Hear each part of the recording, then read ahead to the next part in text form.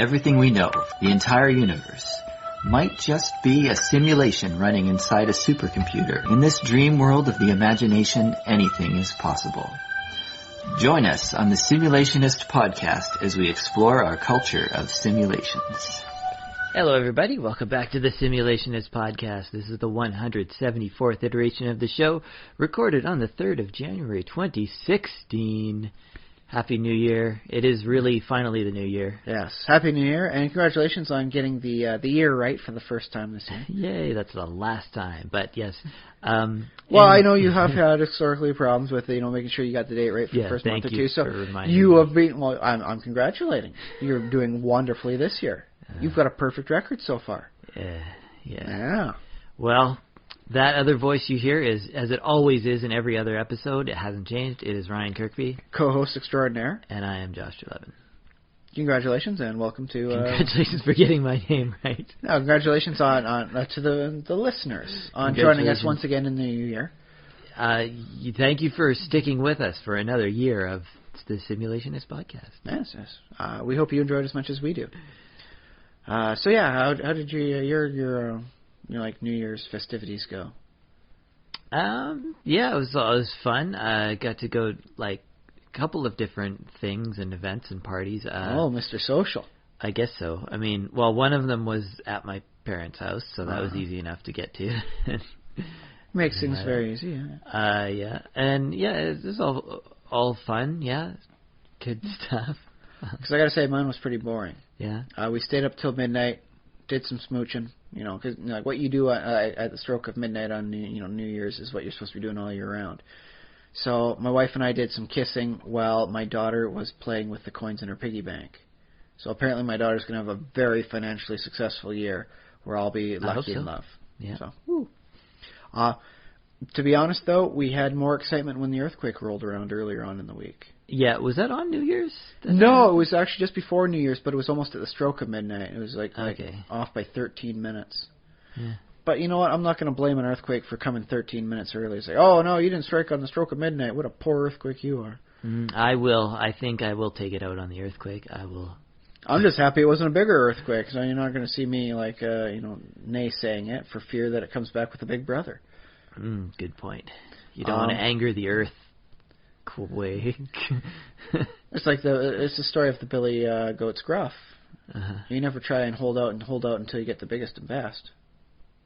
Just take the little one when you can get it.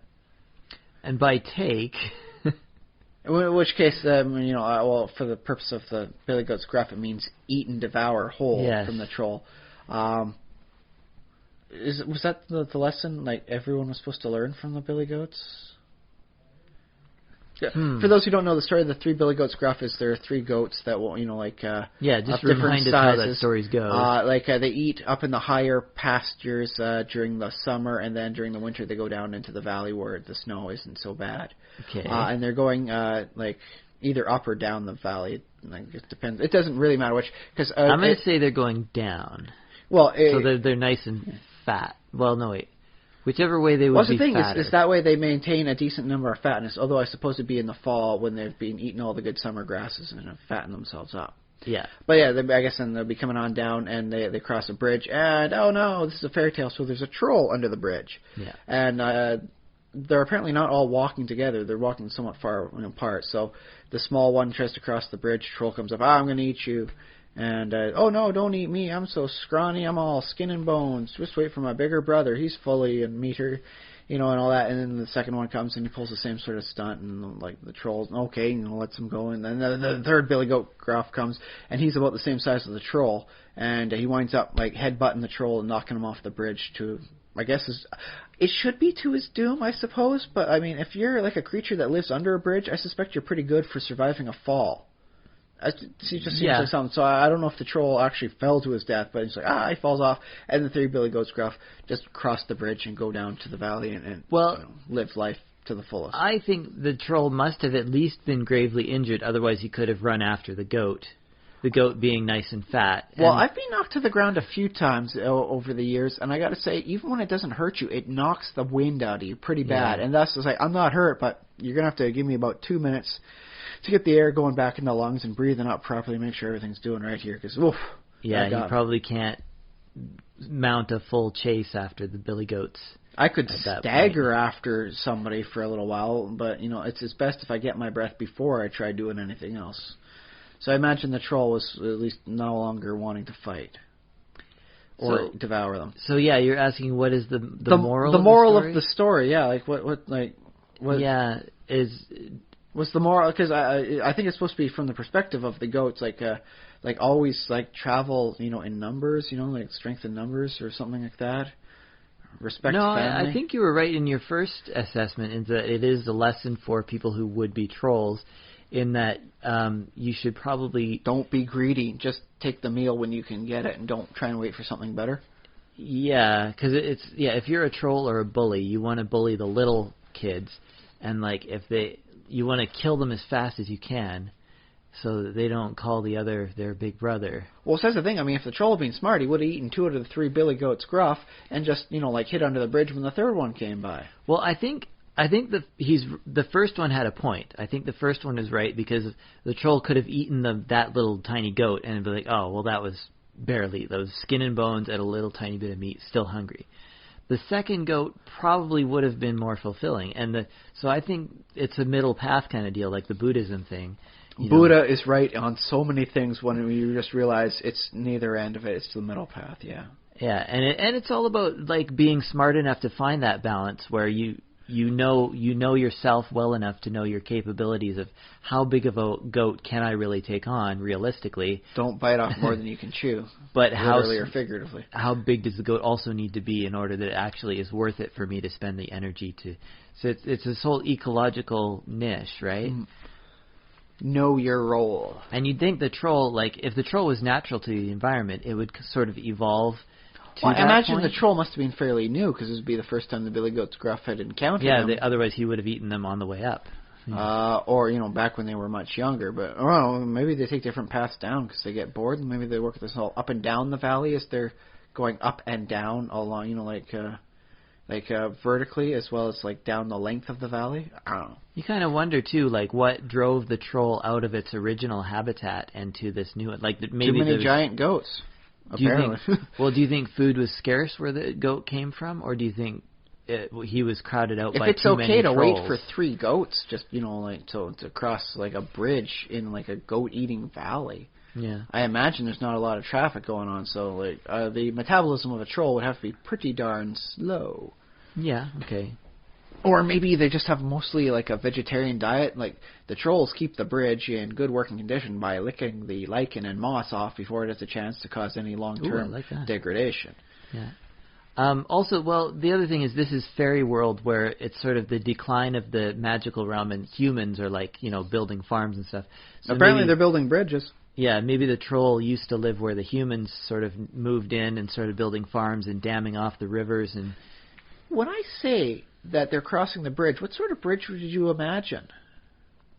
Oh, I imagined like a stone bridge. Like that's what I imagined too, but it suddenly occurred to me, if this is like a kind of a backwoods sort of path, then wouldn't it have been a rope bridge? Could be, yeah. And if they're billy goats, maybe it's like way up in the mountains. Yeah, so like what are they doing with like a stone bridge? It suddenly occurred to me, I may have been picturing this story wrong for the last 30-something years. But like, if the troll lives under it, it's hard to picture like a troll like getting much shelter from a rope bridge. Well, not much shelter to be had underneath a stone bridge. It's only until you get to like the recent like big old highway bridges where you got enough stuff to house like a lot of homeless people that could possibly be okay for trolls to be like very comfortable with. Yeah. Well, let's see. When does this? I don't know even. Is this a Hans Christian Andersen I think it's story like a Grimm's fairy Brothers tale, Grimm? Yeah. So that would be 1800s, 1700s. Although at least some of the stuff is based down. off the older stories, so yeah. Yeah, it could have been a folk tale long before that. You know what? Let's split the difference. We'll say it's a stone bridge, but it's like one of those weird old Roman bridges that's just seem like, oh no, like what's it doing here? And thus, like, because they love building bridges, those crazy Romans. Yeah, yeah. So yeah. It was important once upon a time, but not anymore. Now it's like a goat bridge, but it's still made out of like stone. Okay. There's our backstory. Yeah, there's the backstory.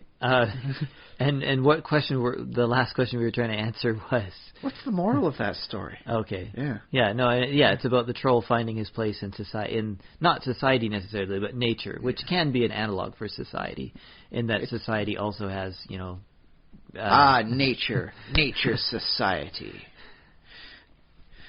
Yeah. Yeah. So yeah, we got off on a tangent there. But yeah, long story short, Earthquake had more fun for me than the New Year's. Like at first I thought like it was just like Zoe was trying to climb up the back of my chair, and then I realized everything else was starting to kind of like shake and bob, and it's like, whoa, that can't be her then. She doesn't make that much of a ruckus. Yeah. So, yeah, it was kind of fun to be had. Fun. Well, it was only a 4.8. It's not like it ruptured any gas mains or anything like that. That's true. I remember my sister, like, we came out of our rooms after it went off. Yeah. My sister's like, that was so cool. Well, that's the thing is like it's a very good reference point for me now, because I know a 4.8 will shimmy some of the stuff but not really knock things down, and the Richter scale is logarithmic. So if I can imagine 10 times the amount of force used, I now know what the 5 point is. So if someone, on the news says there was a 5.8 earthquake over in Chile today, it's like, well, now I know exactly how much, sort of force that is, as opposed to, that's a very moderate number. How much damage was caused? Oh, that's a very, detached value. Yeah. So now, to the best of my knowledge, there was no actual damage happening to the stuff. It just kind of freaked people out for a little bit, and a few websites got really busy really quickly, like earthquakewatch.com. Oh my goodness, everyone's going on there. Like, what is going on there? But I mentioned Chile on that one because it's like 4.8. That's a pretty notable sized earthquake, all the same, eh? Yeah. Chile still got bigger than us on that day with a 5.0. The same day?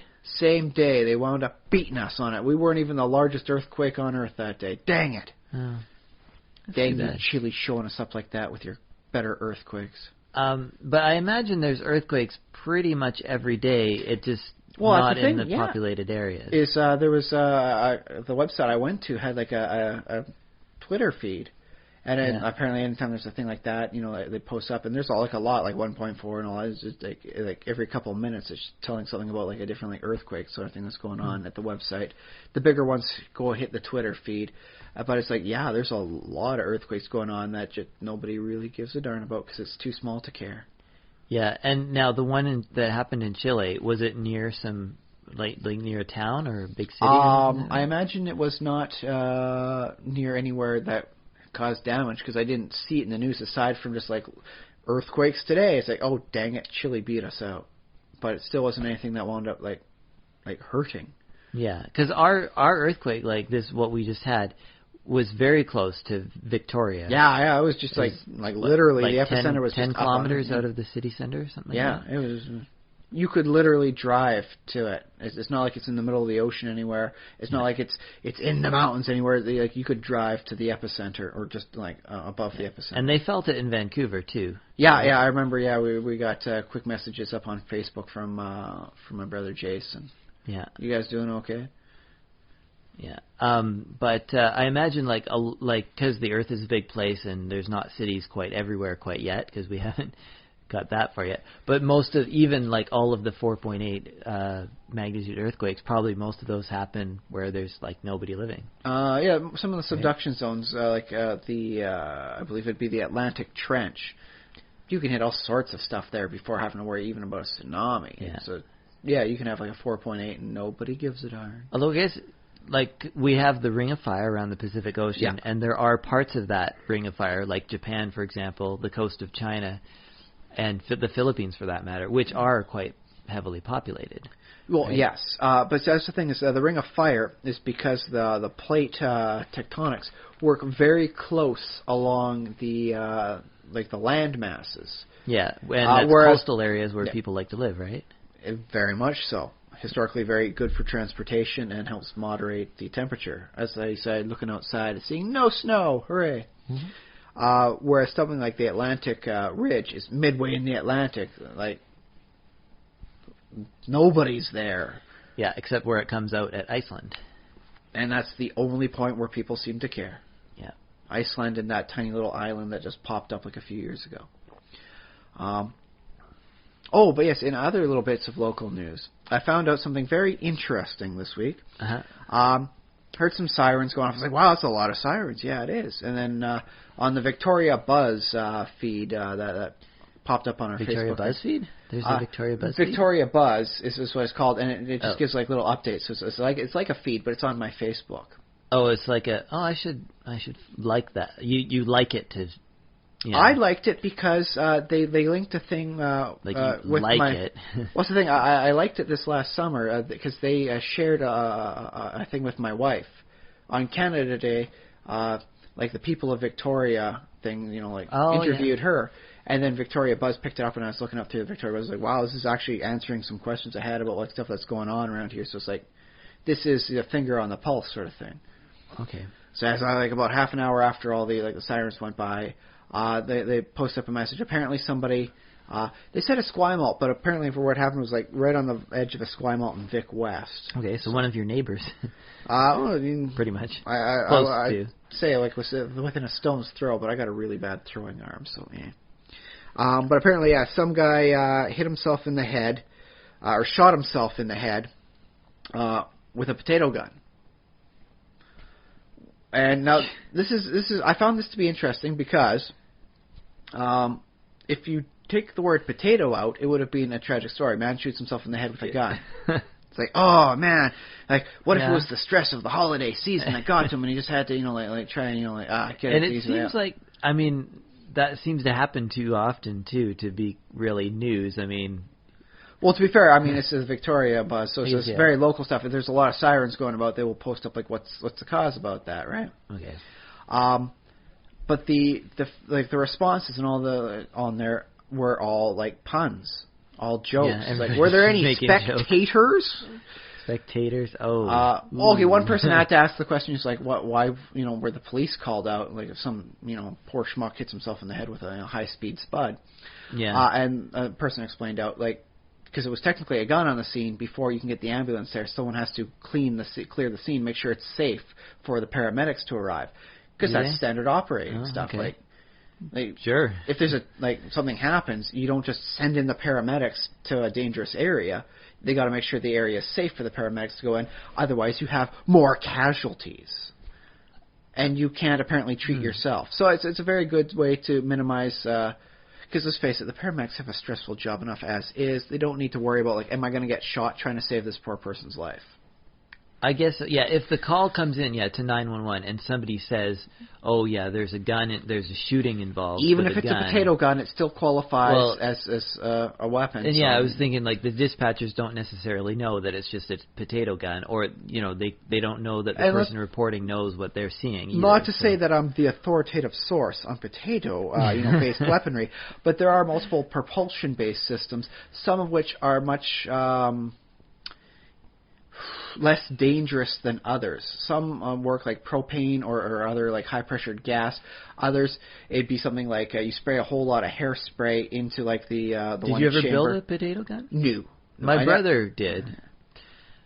I was more on the philosophy behind it rather than the practice. Mm-hmm. But yeah, the traditional one would be like you spray a whole bunch of hairspray and seal up the chamber behind, and then you have just a little area to light the fuse to cause the explosion to propel. Yeah. Other people use stuff like CO2 canisters, and a CO2 canister is a much more dangerous situation because if they didn't set everything up right, that's an explosive potential, which means the cops do have to clear the scene to make sure it's okay for the paramedics, so the paramedics don't come on the scene and then get hit by shrapnel from an exploding CO2 cartridge. Yeah. It's for the best. I remember if you can get a potato gun, like if you do it right, if you're not an idiot, even if you... Well, if you're beyond basic technical know-how and you actually are good on... If you do it well, those are pretty impressive, like the way, how far it can shoot a potato. Oh, yes, very much so. And like, the thing is, it's not a potato cannon, it's a potato gun, they said, so I imagine this was much more compact in size. The guy was able to hit himself in the head with it. You can't do that with a potato cannon. The angles are all wrong. Well, yeah, the one that my brother had was like made with a PVC pipe, and it was probably 4 feet Well, no, not 4 feet. Rather hard to 3 hit feet. yourself in the head with one when you're usually working around, on the other end of things, right? I mean, never underestimate this. The power of a stupidity. rebound, right? I mean, heck, I remember clunking myself on the head trying to do some, seesaw work with a rock. Wound up bouncing off something and cranking me on the top of the head. Yeah. I'm fine, no damage. But this stuff happens. You can never predict all the potentials, right? Oh, I guess for me, if I'd watched more Wile E. Coyote cartoons, I could have figured out that was going to happen. But yeah, almost all the comments were humorous, like kind of razzing the guy. I think the most liked one was, "This is now the Mr. Potato Head incident." It's like, Potato head, yeah. It's like, just all sorts of bad joke. You know how it goes when somebody makes a bad joke, everyone else makes a bad, joke about it. And I'm sure no one out there is by any means belittling the pain this person was in, especially if it wound up being like a serious injury. But I do find that just adding the word potato turned it from a tragic incident into a humorous one. Okay. Yeah. And if you ask people, like, what's a silly food? What's a very comedic food?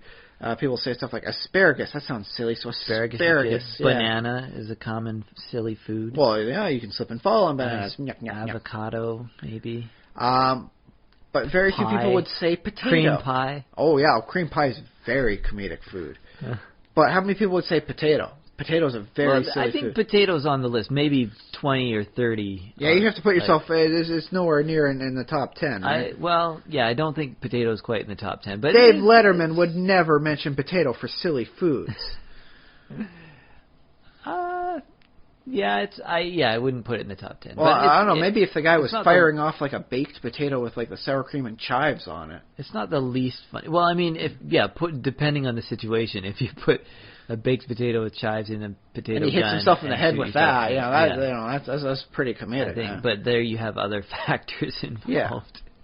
But yeah, just the potato itself, like a Yukon Gold sort of thing, potato, or like a golden russet sort of thing. Not, you wouldn't consider those to be funny foods. Which is a more funny food, a yam or a potato? A potato. You think No, wait, I'm going to go with the yam because you got that Popeye joke. I am what I am. And that's all that I am. My instinct is that yam is funnier, but... It also has more flavor than most potatoes, so that might be a factor in there, too. Yeah. But yeah, I just found it very interesting how just by adding potato, you turn it from tragedy to comedy. And that's all it took to make it. It was like, oh, darn, man, what a horrible thing, man. I hope he's okay. And to what a putz, hit himself in the head with a potato gun. We all laugh at his general misfortunes. I think that's part of the reason, actually, why they even potato guns are a thing, is because it's so outrageous that people are like, no, I have to try building one of those. I think that's why it happens. Well, people don't imagine themselves hurting themselves with a potato gun.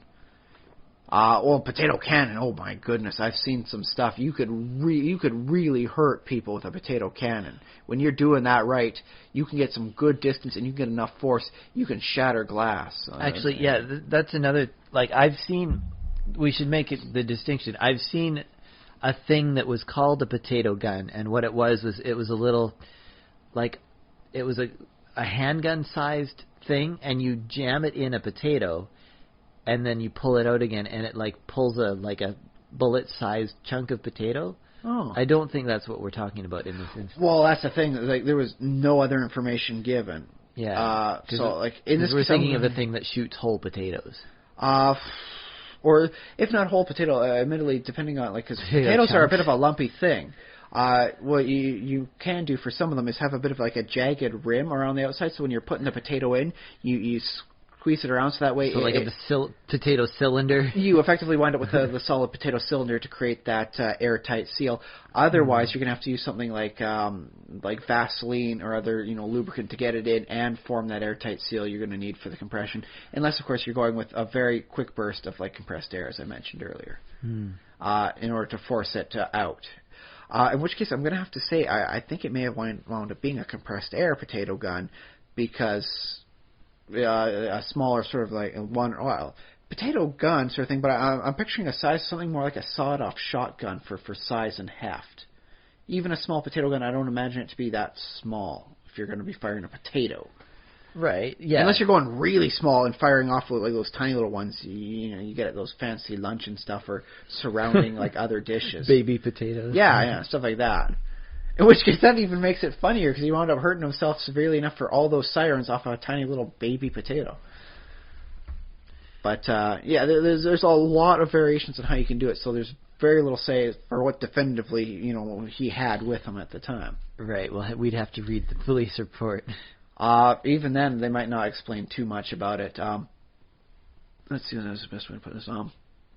I have been told that the police reports purposefully give as little information possible about the nature and style of stuff like potato guns because it can be gleaned how to create a potato gun of maximum potential lethality and effectiveness through those reports, and thus they want to keep things vague so you can't infer and he utilized this method, and thus from field experience on that one, it's a very painful. So they want to make sure that people get their information from the internet like everyone else. Well, that's the thing. I think they're still utilizing pre-internet information withholding, which how effective that is beyond me.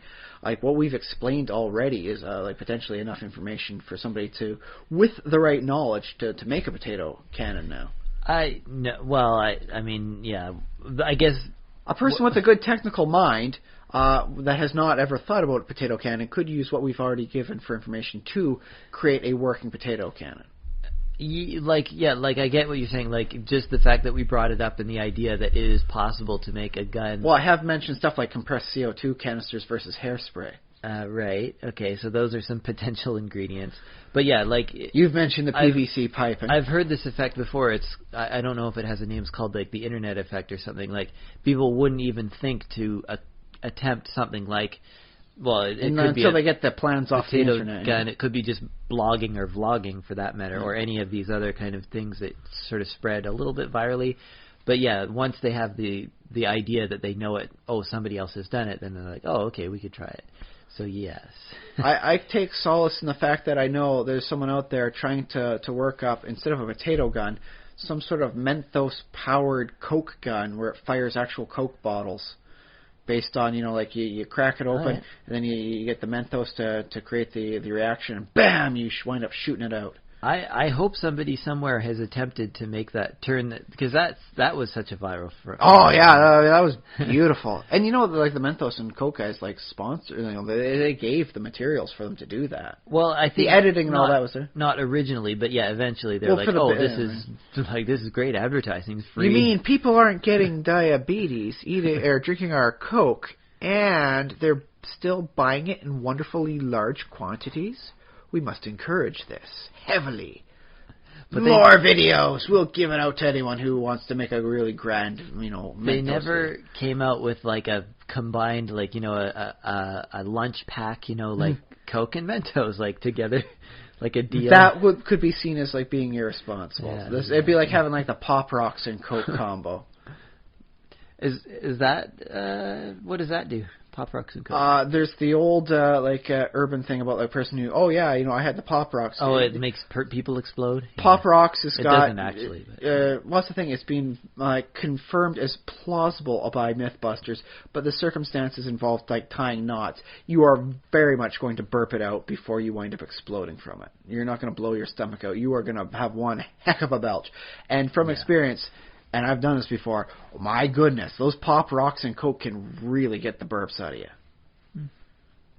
Yeah, Pop Rocks, you put them on your tongue, they make crackles on the tongue. And, oh boy, it's very entertaining for kids. Mm-hmm. But you down that quickly and you swallow the Coke and the fizz, plus the sodium. I think it's effectively it's just CO2 coming out of the Pop Rocks can lead to some really, really good burps. Okay. Yeah. So. That said, don't hold back the burps. You literally could actually rupture something under the right circumstances. MythBusters confirmed. Okay. I was surprised by that, but they were able to get positive results. Under the right horrible set of circumstances, you could really hurt yourself. I'll have to look that up. Maybe they have a version on there. I'm pretty certain they got at least a synopsis on there. That was a very highly referenced one. But yes, that's local news. Potatoes are funny. It's determined by a man, hurting himself with them. All right. Who knew? That's something I learned this week. But what else have we done this week, Josh? In stuff that never really happened. Stuff that didn't happen. Well, I'll tell you what I did. I played a little bit of Minecraft. So that anything fancy in there? Basically, let's see. I just basically built a tower up to the clouds. Well, I'm not quite up at the clouds yet because I'm still collecting the blocks for it. But yeah, nice watchtower. It still strikes me as weird. You've been playing this map for how many years? Oh, yeah, probably. And you just don't have all these resources at your beck and call? Well, I mean, I have them, but it would take I would have to put them in a train cart, and because I have my world is so spread out, and I keep I don't know, doing more and going further and doing more bases. Yeah, so I could go all the way back to my base and come all the way back, but yeah, that would be forever. See, because that's weird. Because I mean, I've been playing my map for not even a significant fraction of what you have for your grand map, and I've got 1,400 stacks of sand and sandstone and cobblestone and regular stone. It's just I've got ludicrous amounts of stored stuff because apparently I'm a hoarder. Yeah, and also you have mods, so. I mean, to be fair, I still have done most of it the very old-fashioned way, one block at a time. Yeah. I just have a very nasty habit of leveling things out. And that's why I always try and backfill the caverns underneath where I'm living. It helps get rid of all the stuff I've stored. It's my saving grace. Yeah, well, I'm trying to smelt it all back, and maybe that's my problem, is I haven't been using Silk Touch to collect this stone, so I'm trying to smelt it all back. It has saved me so much time and effort. Yeah. Although now that I got the tree farm going, I've got coal aplenty, so I don't have to worry too much about that. But my plan is to build a nice, I guess I have kind of 3 main bases now, because I have my home base near spawn, which is sort of in a village and stuff, where I've worked for a long time, and then I built a second base way far out in the Mesa base to collect. Mesa. To collect stained clay. I love stained clay. And then I built a third base that's kind of in the middle, in between them, which happened to have a lot of horses. So it's technically a horse base, but it also turns out to be a really useful middle base because it's in between those other ones. So, the I'm Pony Express. Yeah, Pony. Well, the village is called Vervia, just because that was the name I thought up at the time. I really should name my villages more often. Yeah, and I actually named that village way before I even decided to, because I have hundreds of villages in my world. I've named all of them. Expanded biomes or just regular sort of biomes? Large biomes. Okay. Yeah. Yeah, that's very good for getting a lot of villages. Yeah. So I have a lot of villages, named every single one of them. So I came by this one. It's okay, what do I get? It's got a lot of, it's a nice green area, a lot of, forest, lush resources around. I'll call it Vervia. There's horses.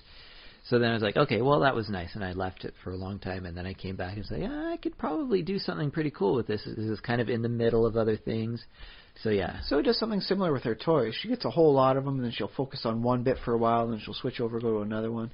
Yeah, it's like playing with toys. Well, that's the thing, yeah. It's just just because you're not with it right now doesn't mean you're not going to get around to it and have a lot of fun with it when you can get around. So basically, my next big project for this area is to build, I want to build a nice big map. I don't know if it'll be indoors or outdoors, but a map location area. Oh. Basically, where I can put down, all the maps in item frames so that I can see all of the maps stuff, and stuff. So, but that's going to be, it's going to be a pretty big building, I think, just because, and I want it to be big enough that I can sort of expand in it. Oh, yeah.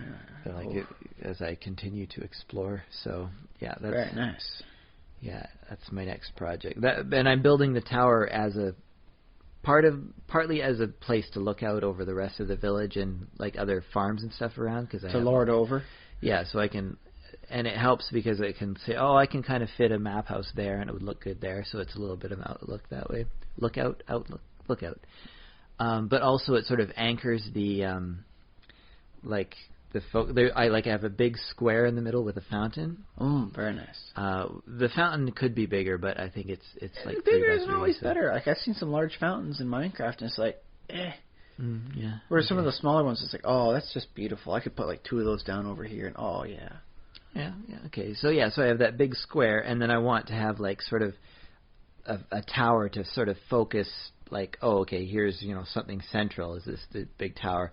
And then possibly opposite, like on the opposite side of the square from the tower, have the map room, something like that. Oh, very nice, very nice. Or possibly behind the tower, maybe. I haven't decided. Well, that's the thing. Take some time and think it out. Make sure you get all your numbers right.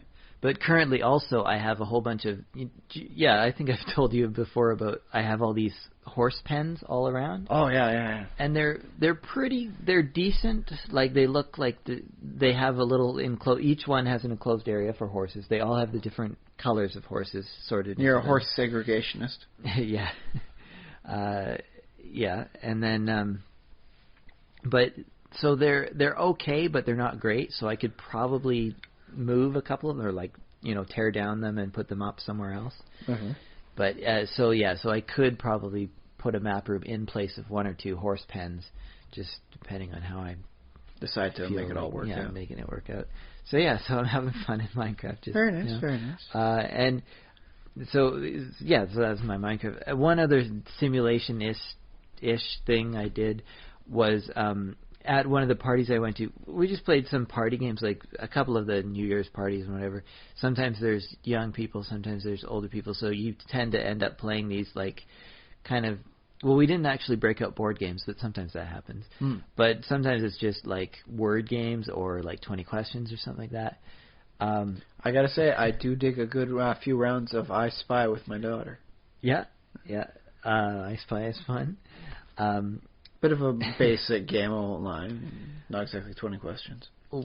Although I do remember one Christmas, there was like a product that was effectively a 20 question sort of thing. You think of something and it would ask you questions, until it determined what it was.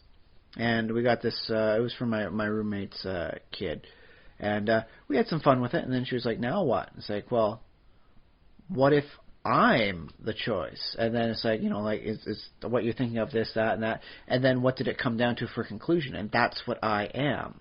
And we did that for everybody, and then we answered the opposite. So what's the opposite of you? And then we had a lot of fun working that way. So the 20 questions with an automated, other half, which I'm sure you can find online. This can't just be like something like a little gizmo that they sold once and never had the program for a leak out online. You can have a lot of fun playing 20 questions and seeing what am I according to that. So yeah. Go out there, have some fun with that sort of thing, eh? Yeah. And that's the sort of thing, is like you can play 20 questions with real people, and then you're like, okay, I'm thinking of my friend over here. And then whoever makes the guess first is like, okay, you're him, because that's what they thought it was. You are this item, because that's what they thought all the answers led up to. Very, very interesting, fun game. Yeah, I like that. So one of the games that we played was at the Paper Street party, Christmas holiday party, I guess, because it was on the Festivus celebration. It was on the 2nd, so it wasn't. It was after a little late New for Year's, Festivus, after okay. Christmas. But yeah, it was. We ended up playing. It was almost organic, I guess. I think Steve-O might have known how to play already, because he seemed to be sort of the one, rules mastering the game, I guess. But it was basically an organic game that sort of popped out of just people chatting, which is fun because it's a group of mostly improvisers, right? So there are people who are kind of used to getting on with games and getting into them. That sort of happens when you get that sort of people together. I remember seeing a bunch of card magicians get together, and then they'll just kind of make up the tricks as they go, and of course they'll always get it right because they know the underlying pinning, so they can make up a trick as they go. Yeah. And oh my goodness.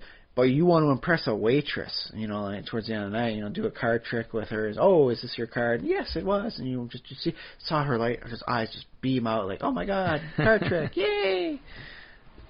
Yeah. But yeah. So I suppose with improvisers, it's just a natural outgrowth of what they know how to do as they work back and forth with each other.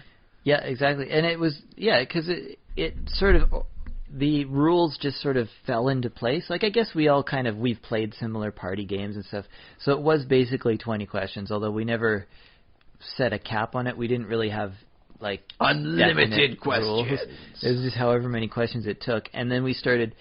Like, it turned into a circle, because it started off with just anybody asking, and it was like, okay, well, this is a bit chaotic, so let's, like, go in a circle, and then everybody gets a turn, so it's sort of gelling into something like, now there's sort of rules to it. And nobody was like, these are the, like, reading out, off the internet or something, some sort of rules. It was just whatever felt like was fair and fun. Yeah, and, like I was saying, one guy was kind of the leader, sort of, but well, not somebody's really. got to take a little bit of a lead, sort of thing. It helps direct the flow. And then at various points, like somebody's like, "Oh, I'm going to get out my phone and look it up," and we're like, and everybody's like, "No, like that's cheating." Ruin it. Like, there's no rule against that, but everybody around the circle was like, because. Well, that's the thing. Is apparently the rules based off the guidelines. Is it fair? Is it fun? Yeah. When things got a little chaotic, doesn't seem fair. Get into a circle. Somebody says, like, hey, I'm going to get the rules off the internet. That doesn't seem like fun. Don't you dare. Yeah, exactly. And it was, I believe the game that we somehow ended up playing was 20 questions, but it was always people. So I guess that takes out the first 20 2 or questions 3. about people? Because the first question you ask in 20 questions, or it's a given, right? It's person, animal, or animal, vegetable, mineral. Right. But yeah, this one takes out those 2 or 3 first questions, so it's definitely a person, but it could be a fictional person or that. So that became a rule. It's like, are we allowed to have fictional people? And then that's like, yes, okay, that's a rule. And so so these. What about people thought fictionally? Robin Hood, like, is he real or not? I don't think we got into that. Let me see. We had a few that or would the answer be both?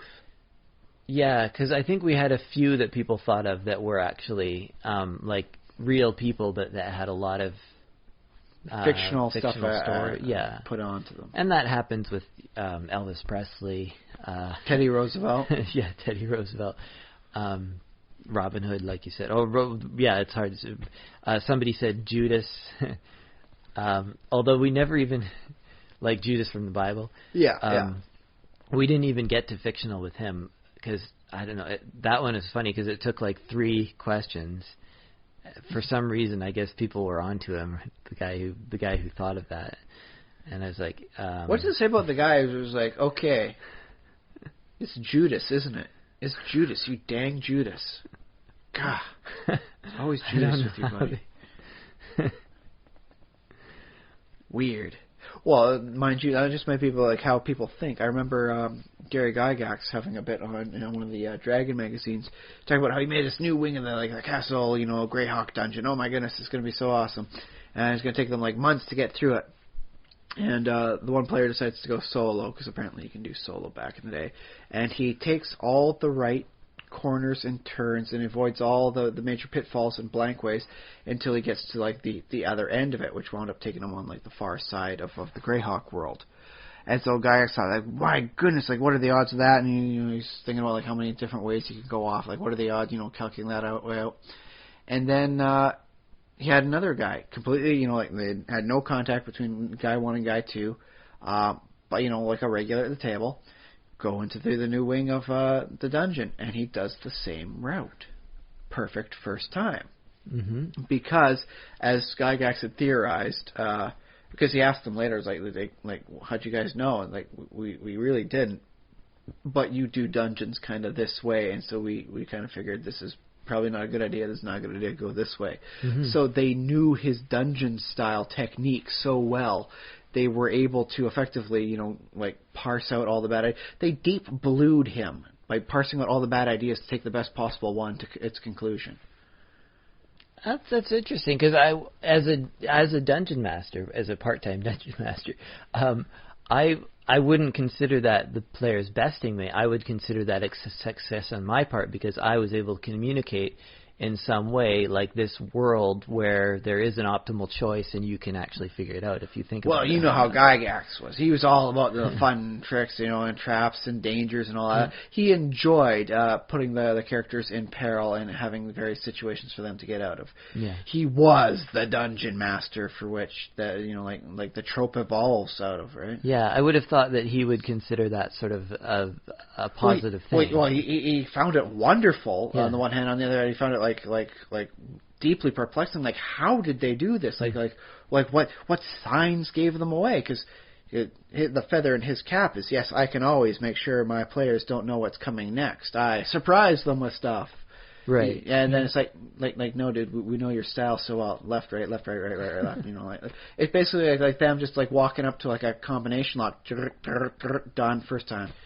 Right, but as a dungeon master, you don't necessarily... I mean, okay, so randomness is fun, but if you just wanted to be a truly random dungeon master, just roll the dice and say, oh, I guess there's a dragon there, because the dice on this table said that there might be a dragon. Well, that's the thing, is there's like randomness, and then there's surprise. Yeah. But, because if you're a good dungeon master, the players should, they might be surprised, like, oh crap, there's a dragon. But if we had thought about it 3 rooms back, there was a little hint. There was that would explain, like all these, like blasted night outlines on the wall. Something like that, yeah. So could have sworn it was just fireball, but dragon fire would explain the melted, rock into one solid piece behind there instead of like the brick masonry. Well, ain't that egg on my face? No, it's not egg. It's fireball. Roll for initiative. But there's also the issue of I guess they weren't thinking about this too much at the time, but would your character have the savvy and know-it-all to be like... Well, that's the thing, is they didn't even realize, that they were doing that sort of thing. It wound up becoming an unconscious part for them to figure, okay, this is probably not a good idea. They had been hit by so many bad things before. They had been conditioned by Gygax to say, no, that's a dangerous route. We don't go down that way. Yeah. Or, no, that will hurt me. I don't go there. Yeah. And so it was just some sort of weird, crazy, a negative reinforcement technique he wound up teaching them through their characters. It's just wonderfully wacky situation. It must have been good. He wound up writing about it and just having a little fun. So he wrote the whole thing down. You could see the mirth in the lines. Yeah. So it's emergent play or emergent rules that sort of come with... An odd meta sort of scene going on there. And in this case, the group that I happened to be, the people at the party, they were improvisers. Some of them had played role-playing games. So you get together a group that's very good at sort of gelling with other players and sort of, you know what I mean? Throwing the ball back and forth sort of thing. Yeah, and you'll see that with gaming groups too, for example. They'll get very good at, not even just the fact that, I'm the tank, I'm the damage guy, because there's that dynamic. Half the time I wish we could get that sort of dynamic going in a gaming group. Well, God. Yeah, but I think as you get more veteran groups, you get a little better at that. But yeah, there's another level of playing where it's like you can throw any game at them, and they sort of organize around it, and they sort of get... Well, like I said earlier on, the Yogscast guys, when they got into trouble sort of thing, they wound up going back to their WoW training. And they just like, okay, well, you've got the gear that protects against the fire on the blazers, and just so you wind up tanking up there, and then we'll go around and we'll find the spawns, and make sure we get down the ads. So the training does pop up, and you get enough experience in there, Yeah. So that's what that was. Odd and chaotic though they might be. My weekend simulations. And I was also thinking what is a game like 20 Questions? You hardly think of it as a simulation, but I suppose it's a simplified simulation of all reality because it could be anything. Yeah, you can be investigation. Like if you were a detective or somebody, and you had to ask questions to get at the case of some kind. Well, I remember a thing from the SCP, Secure, Contain, Protect, and all that stuff. Online, look it up, Google it, it's all there. They had one thing that they wound up effectively doing a 20 questions on. The item was rather, I have a hard time describing it because the item emitted a property whereby you couldn't remember it and what it was. And so the only way they could figure out what it was by describing what it wasn't. So they'd have put like one person in the room and say, "Is it round?" And the guy would say, "No." So I was like, "Oh, then it's got angles." And they wound up having to deduce what it was by, like what it wasn't, because you could never remember what it was. So it was, I guess, like an inversion of 20 questions to try and get it. Yeah. And I found reading that one to be very, very good. I wish I could remember the number. Okay. It's no SCP-173, but it was very, very memorable on that. So it's like, oh, yeah. Yeah, I'm really digging the investigative process on this, very, crazy item. So, hooray! That's cool. Yeah. Right. What's the thing? I don't mean to gush over anyone else, because we're supposed to be the biggest and best, here. But there's a lot of very imaginative stuff over in the SCP Society stuff. Very unique, very, very interesting, very, very there's one. This is an item, like a machine. You put something in, and you have like different settings for it, like regular, and various levels of refinement. So you can make something cruder or more refined, and it doesn't always like you could keep it at like equal level, and it would still come out different somehow. And then I was just like, I want this, and I want to throw all sorts of stuff in there. I want to test things out and see how things change. So you could put like a bar of like iron in there and set it for like to the very crude thing, and it would come out like iron dust. Whereas if you set it to very to refined, it would come out as like the high purity, and even more refined to that would be some sort of weird, crazy, like a meta iron alloy that only utilizes ferric atoms, but in an array that creates different emergent properties therefrom. And it was just like, I want to throw all sorts of things in here. I want to throw books in here. I want to throw Lego in here. I just want to take like everything I have in my room right now and just throw things in there one by one at different settings to see what it does. And it was very intriguing that way. And I figured, like, okay, hands off. You guys get the polite golf clap for creating something that was just so incredibly mentally engaging that it made me want to like look around my room and say, okay, what would happen if I threw this in? What if I did this? What if I did this? So I was like, yay, hooray. And they got all sorts of fun little oddities like that. Otherwise, Warehouse 23 over in like Steve Jackson Games, you can hit like for like a whole bunch of random things, and like look more in the warehouse, look more in the warehouse. And it keeps coming up with like other random stuff, and it's just wonderful to read that. I've literally wasted 4 hours at a time just reading and clicking for more amazing, crazy things. And there's something to be said about that level of spontaneity, even though it might be more random than maybe you prefer, because it's effectively a random generated result.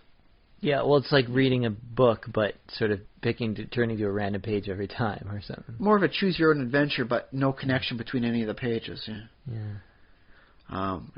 But as for me this week, I had some fun in Minecraft. I've been using the Ars Magica stuff, and I got a few basic spells, nothing too advanced. But I realized I got a spell that gives me like the ability to really leap and really move fast. I call it my Ninja Skills spell. And it suddenly occurs to me, I can really cover some distance here. And there's some stuff I want, but it's been way out there. So it's like, it's over by my second, location where I've been doing my farm and stuff. Okay, I guess I'll go do it.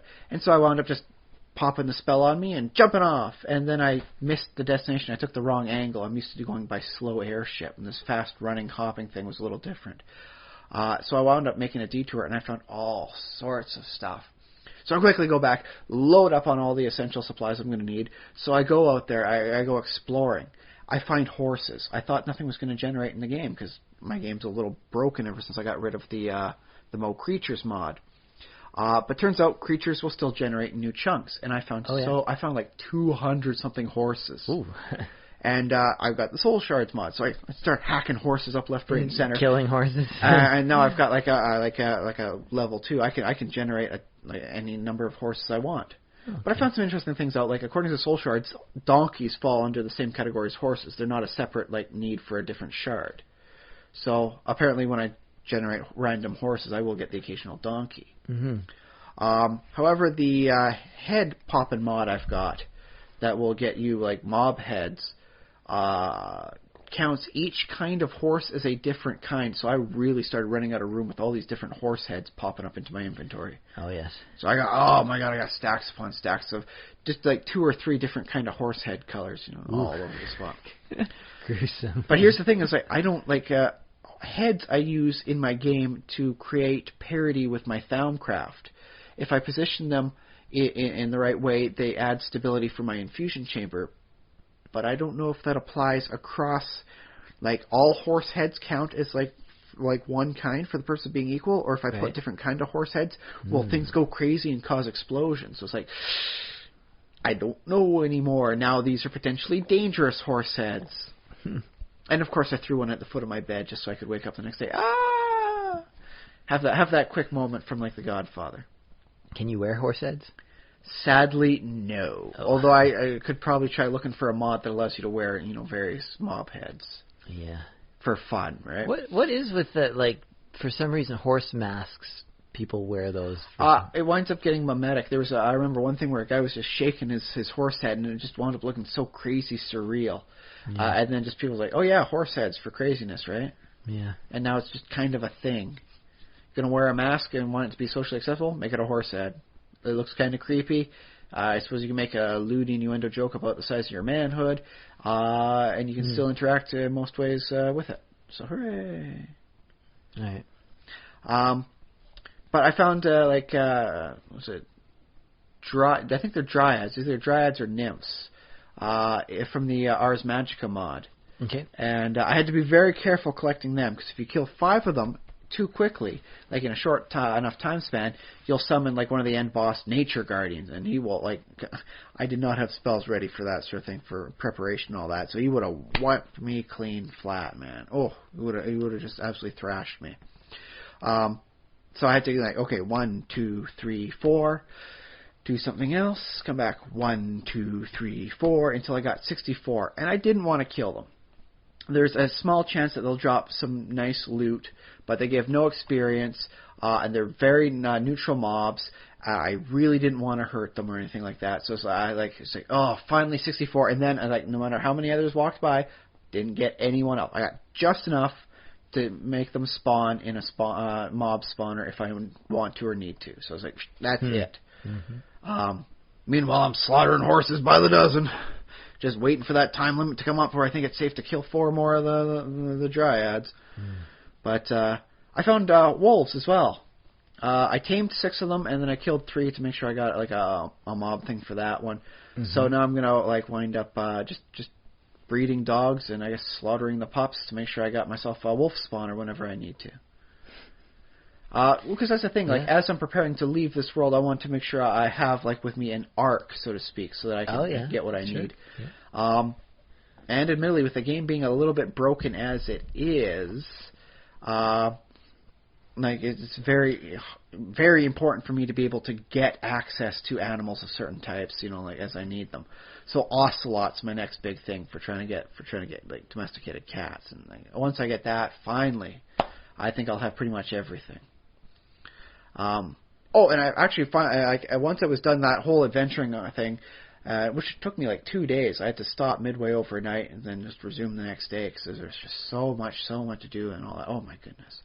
But I eventually it's okay, I got back. It's hey, wait a minute, I never did get that thing I originally went out for, and it was a mob spawner for wisps. They spawn at night and they got different attributes I can hack up for. Okay. And it's oh yeah, and then I finally went out, just did a 5-minute trip, got the thing, 5-minute back. It took me longer to get the blocks of obsidian around that, because well, it'd be a shame to leave this obsidian just sitting here doing nothing. And so I got the obsidian. It took me longer to get the obsidian stuff, and it was to go there, get the spawner, and come back. It's just it could have been quicker, but in the end, I got a lot of good adventuring done. Had a lot of different kind of fun than I've had in Minecraft a lot lately. I just haven't gone out and adventuring. So it's yay! I did something that everyone kind of does all the time, but I just don't do. So, woo! And then, because I'm still planning out that Void World Haven of mine, I'm starting to get some concrete numbers in. The trees, the farms are going to wind up being 20 for the large trees and 12 for the small trees for a radius here. And then, my towers, for resource collection is going to wind up being at most I think it's going to be a 29 by 29 block. And okay, so the numbers are finally starting to solidify. And I figure once I get all the numbers I need for the the spawning in area, the teleport chamber, I'm finally gonna make that last step and actually make the world fully, properly, and permanently, and just have some fun with it, and just actually start making it as opposed to just doing a lot of notes and design theory. Cool. I'm getting very close now. So hooray! Nice. And I think I know where I'm going to want to put everything. It's still a little iffy, do I put my farms with my resource tower or in my mob arena? I'm thinking mob arena, so that way I get more interaction with them. But it's all finally starting to, I like to say gel, but it's actually getting a little bit more solid than just gel is known for. It's starting right. to, like concrete, it's starting to solidify now. It's getting in there. It's starting to cure. Yes. So hooray! Cool. That said, I don't know how much I'm going to wind up, getting done. I got a few movies I want to watch this upcoming week. So I think I've reserved a copy of Citizen Kane. I can finally say I've watched that movie properly and done. So hooray! Hopefully. What they say about Citizen Kane is that it's one of the best movies of all time, according to most critics. Well, personally. okay, some people have said that, but other people have said, well, I watched it and I didn't really get what all the fuss was about. But then somebody said to that, well, the thing about Citizen Kane is that so many movies after it sort of imitated. Yeah, or I've effectively seen the movie through parodies and imitations and references. Yeah, basically, I mean, it's not even just the parodies are imitated. It's just every other movie since then, or a lot of movies since then have been imitated and done similar things. So you'll be like, oh, okay, that's where that came from. Well, so that's the thing. I'm used to that. There's a few Lovecraft stories I read where I totally saw the ending coming because, dude, this is so hackneyed. Oh, wait a minute. It wasn't hackneyed when he wrote it because after he wrote it, everyone imitated him, and now it's so common. The twist isn't a twist at all. Oh. Yeah. Congratulations, time and other people. You've ruined it for me. I was not surprised by his twist. But I myself, I haven't seen Citizen Kane either, so maybe. But that's the thing, is I am of the philosophy, either you are, blazing a trail or you're following behind. I said this with the Kick-Ass movie, with the use of quotes and all that stuff for other, superheroes. By quoting it, and by referencing it so much, they seem to indicate that they weren't on par with these other great movies. They were following behind, and thus a lesser movie. And so, if so many movies and plays and skits and cartoons have copied Citizen Kane, then it must be one heck of a trailblazer. And as an aficionado of old movies such as I am, I would be very, ashamed to say, I had the chance to watch it, and then I passed it up. I just didn't watch it at all. Right. So I'm quite happy with that. But I got some other movies, the movies my brother, got me for Christmas and all that. I got a 4-pack for $5 movies sort of thing. I'm going to watch to make sure it's all in good condition before we throw out the receipt, right? Yep. Cool. I did see one other movie this week. I bought for Christmas for Zoe, my daughter, the third Equestria Girls movie. And I enjoyed it, my wife enjoyed it, but Zoe didn't seem to enjoy it as much. For the other movies, she just watched through. She'll watch it multiple times. I think she's seen the first two movies at least a dozen times each within the last 4 months. But she has been watching it too much lately, and she didn't sit down to watch through the entire. She wasn't captivated by the third movie. And so, I'm watching the movie, and it gets done with, and then it occurs to me, it's wait a minute. Does that mean that the third movie wasn't as good as the others, or has my daughter gone on to liking other things more, where she wants to spend her time elsewhere? She's big on the Paw Patrol series now, so maybe she has Paw other Patrol. Interests. Well, maybe her interest in ponies is waning. Possibly, but you said that you and your wife enjoyed it, but you didn't notice a difference in quality to your taste? No, I quite enjoyed the new characters presented. I enjoyed the story. like I enjoyed seeing the characters again. Mm-hmm. I enjoy that, sort of thing. And so but on the other hand, I'm not exactly the target audience. It is meant for the sure, but I am an acknowledged secondary audience with the pony fandom and all that, but it is meant for the younger kid crowd. And this one didn't seem to captivate my daughter's attention. Now, this might be overchanged. As I said before, my daughter, sometimes she'll have like a toy of the week. She'll ignore something. Like I've seen her ignore a toy for like almost a year before she gets around to it, and all of a sudden she loves this toy. She's doing everything with this toy. Right. So maybe things just didn't click with the movie. Maybe she'll like it later on, and things will work out, and then she'll wind up liking it as much as before. But I'd have to ask myself, was the movie not as good? Is this movie suffering from sequelitis? Mm-hmm. The tendency of sequels in a series to not be as good as the original. And that's actually segueing into our main topic for this week, is because just within the last month I saw this episode 7, which by number wise should be suffering very heavily from sequelitis. Mm-hmm. And yet, according to the box office revenues of 2015, $1 out of 20 spent on going to the movies was spent on going to Star Wars within the last 2 or 3 weeks of the year. Yeah, well, do you think, is sequelitis even a real thing? Like, how many sequels, because we know that there is a trope of sequels sucking, but how many sequels actually suck? Well, so that's the thing. I mean, look at Disney, where there sequels released to the theaters as opposed to sequels released directly to home video. Yeah. And it is no mystery or no unknown fact that a lot of the direct-to-video stuff is much poorer quality and much less magical than the Disney originals.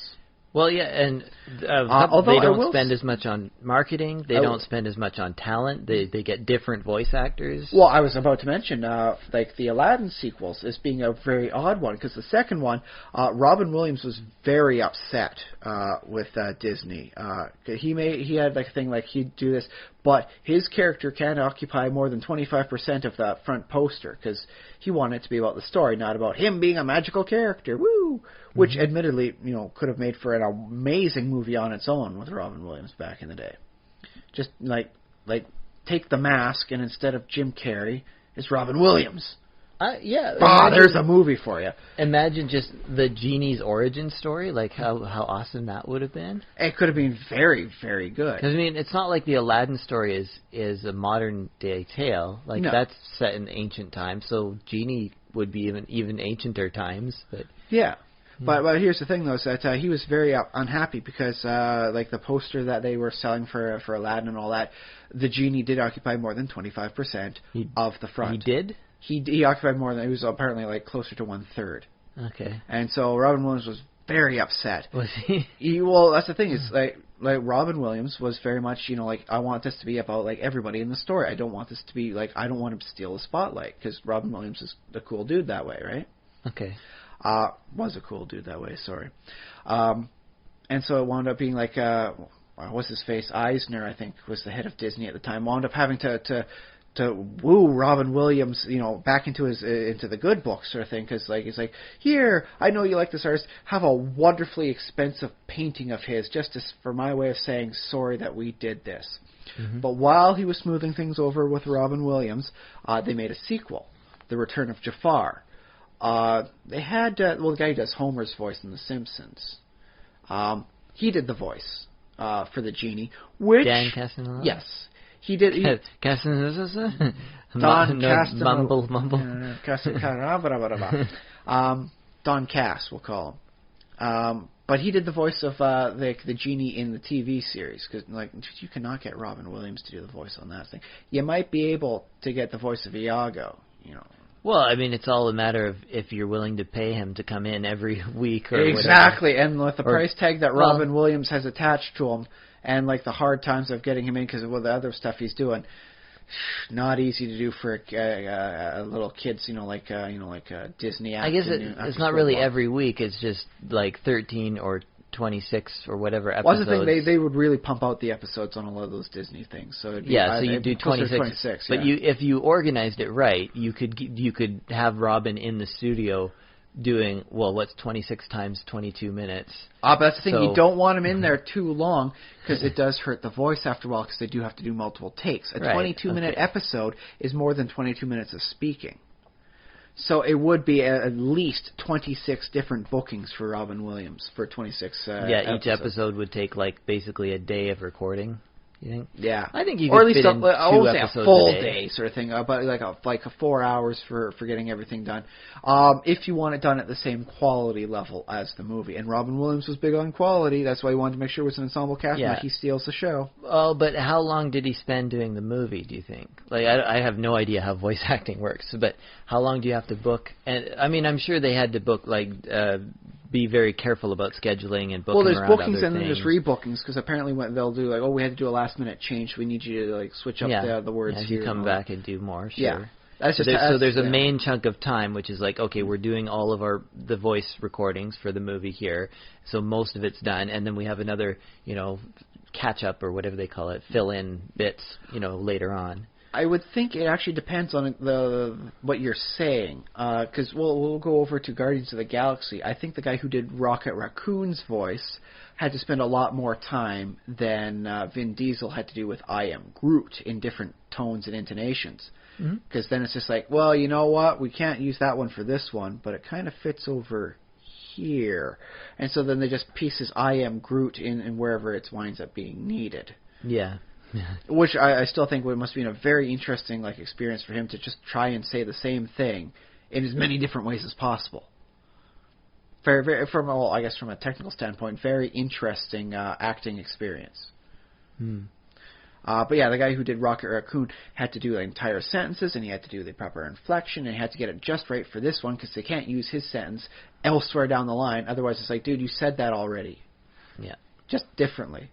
So I imagine, the guy who did Rocket Raccoon had a much harder time and spent much more time in the recording studio than Vin Diesel on that one.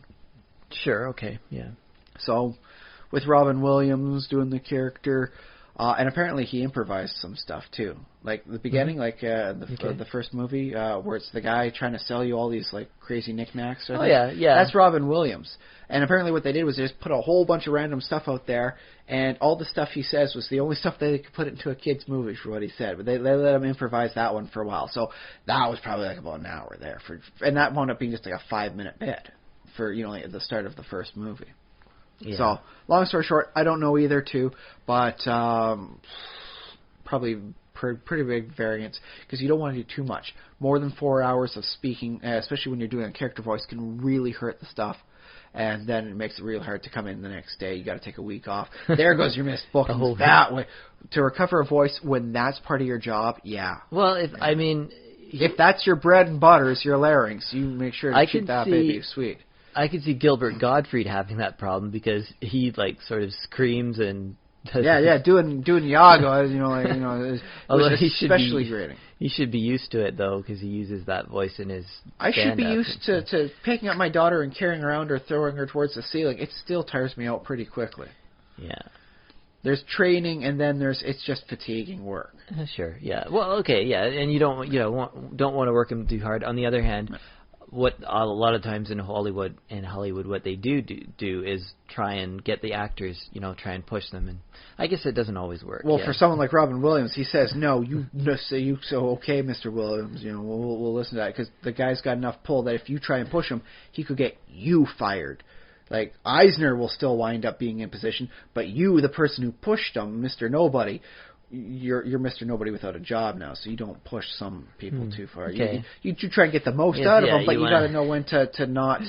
You got to know how to handle the talent.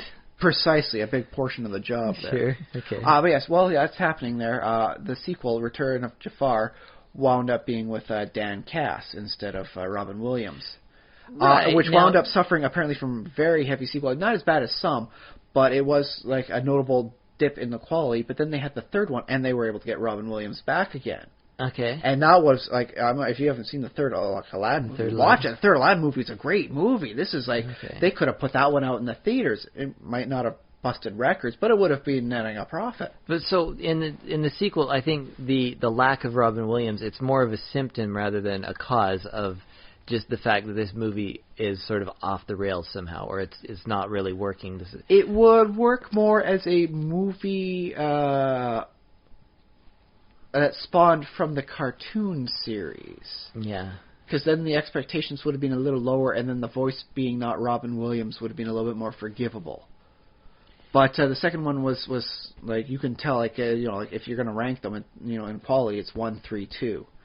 Okay. Yeah. And so there was some sequelitis there. I've seen the entire Tremors series though, and I can say that although things got weird, and so CGI may not have aged as well, because CGI never seems to age well. I won't say that suffered from sequelitis. You watch the Terminator series. The first 2 movies rocked out, man. Mm-hmm. And then you've got the sequels, the third, the fourth. What are they at, 5th now? And apparently the reviews on those ones are just putting themselves towards mediocre. Good enough to warrant another sequel, but this is not going to wind up, busting box office records. This is not going to, wind up, being the movie of the year. If there's only one movie you're going to see this year, it's got to be Terminator Genesis. Now, my thought on that, though, is that you don't necessarily, maybe with, like, I mean, if business comes into it, which maybe I'm going down the wrong path with saying making business choices, but maybe you don't want to take too many risks with a sequel to, a very well received movie. You're like, okay, great, let's do a sequel, but we're not going to take too many risks because we're just going to make it down the middle, sort of in which case, this is Hollywood where Buddha movie. Is wrong, trying to go down the middle path. Is like a dooming of mediocrity in this case? I mean, I don't know, because, like, do they make money? And I mean, apparently they make enough money off these Terminator sequels to make another one and another one.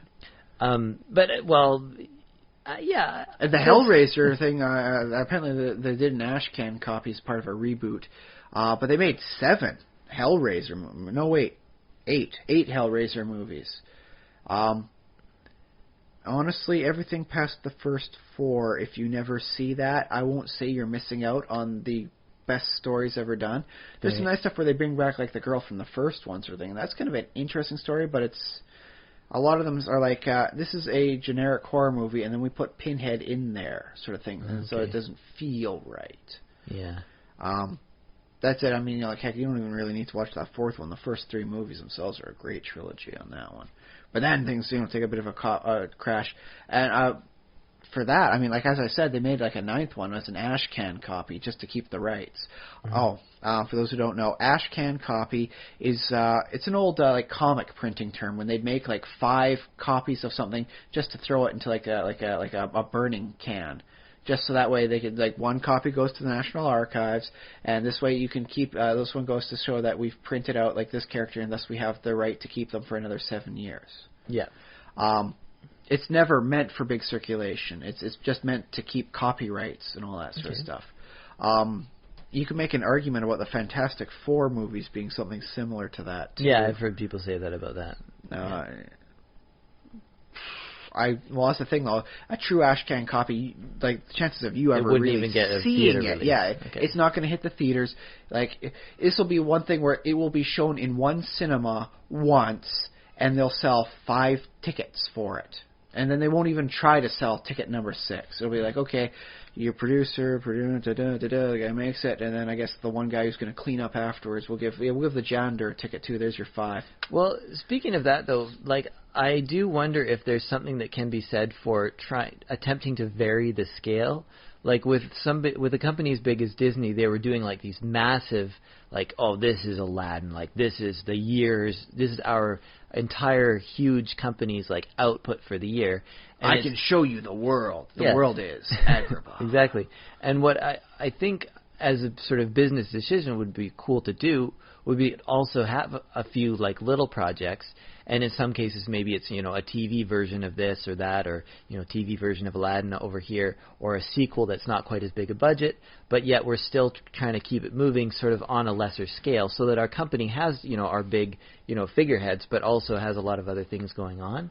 Yeah. Like, that's just sort of a business decision. If nothing else, it helps keep selling the products to the kids, yeah, right? just, and so... Which is why I think the Disney Princesses actually became a thing, was like, we don't actually have to make anything new. We just sell just resell the princesses the products in with all the kinds princesses of on everything. and license it out. And but not that one Disney princess from the Atlantis one. That one bombed. We hate you now. You are never a princess in our eyes. Apparently, they had plans for the Atlantis. It was going to be like an entire franchise. They had stuff. They were even planning up some rides, in the Disney World and all that. And then it didn't do good at the box office. Like, you have failed us, and now we forsake you. Yeah, I guess that kind of happens. Not the only time that's ever happened. Apparently, the Black Cauldron, the cartoon, did so badly at the box office, they almost closed down the entire Disney animation department.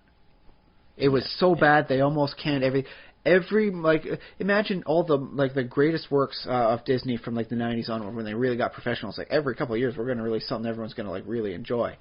All of that just not existing because they actually did close down. Yeah. Because of the Black Cauldron doing even slightly worse.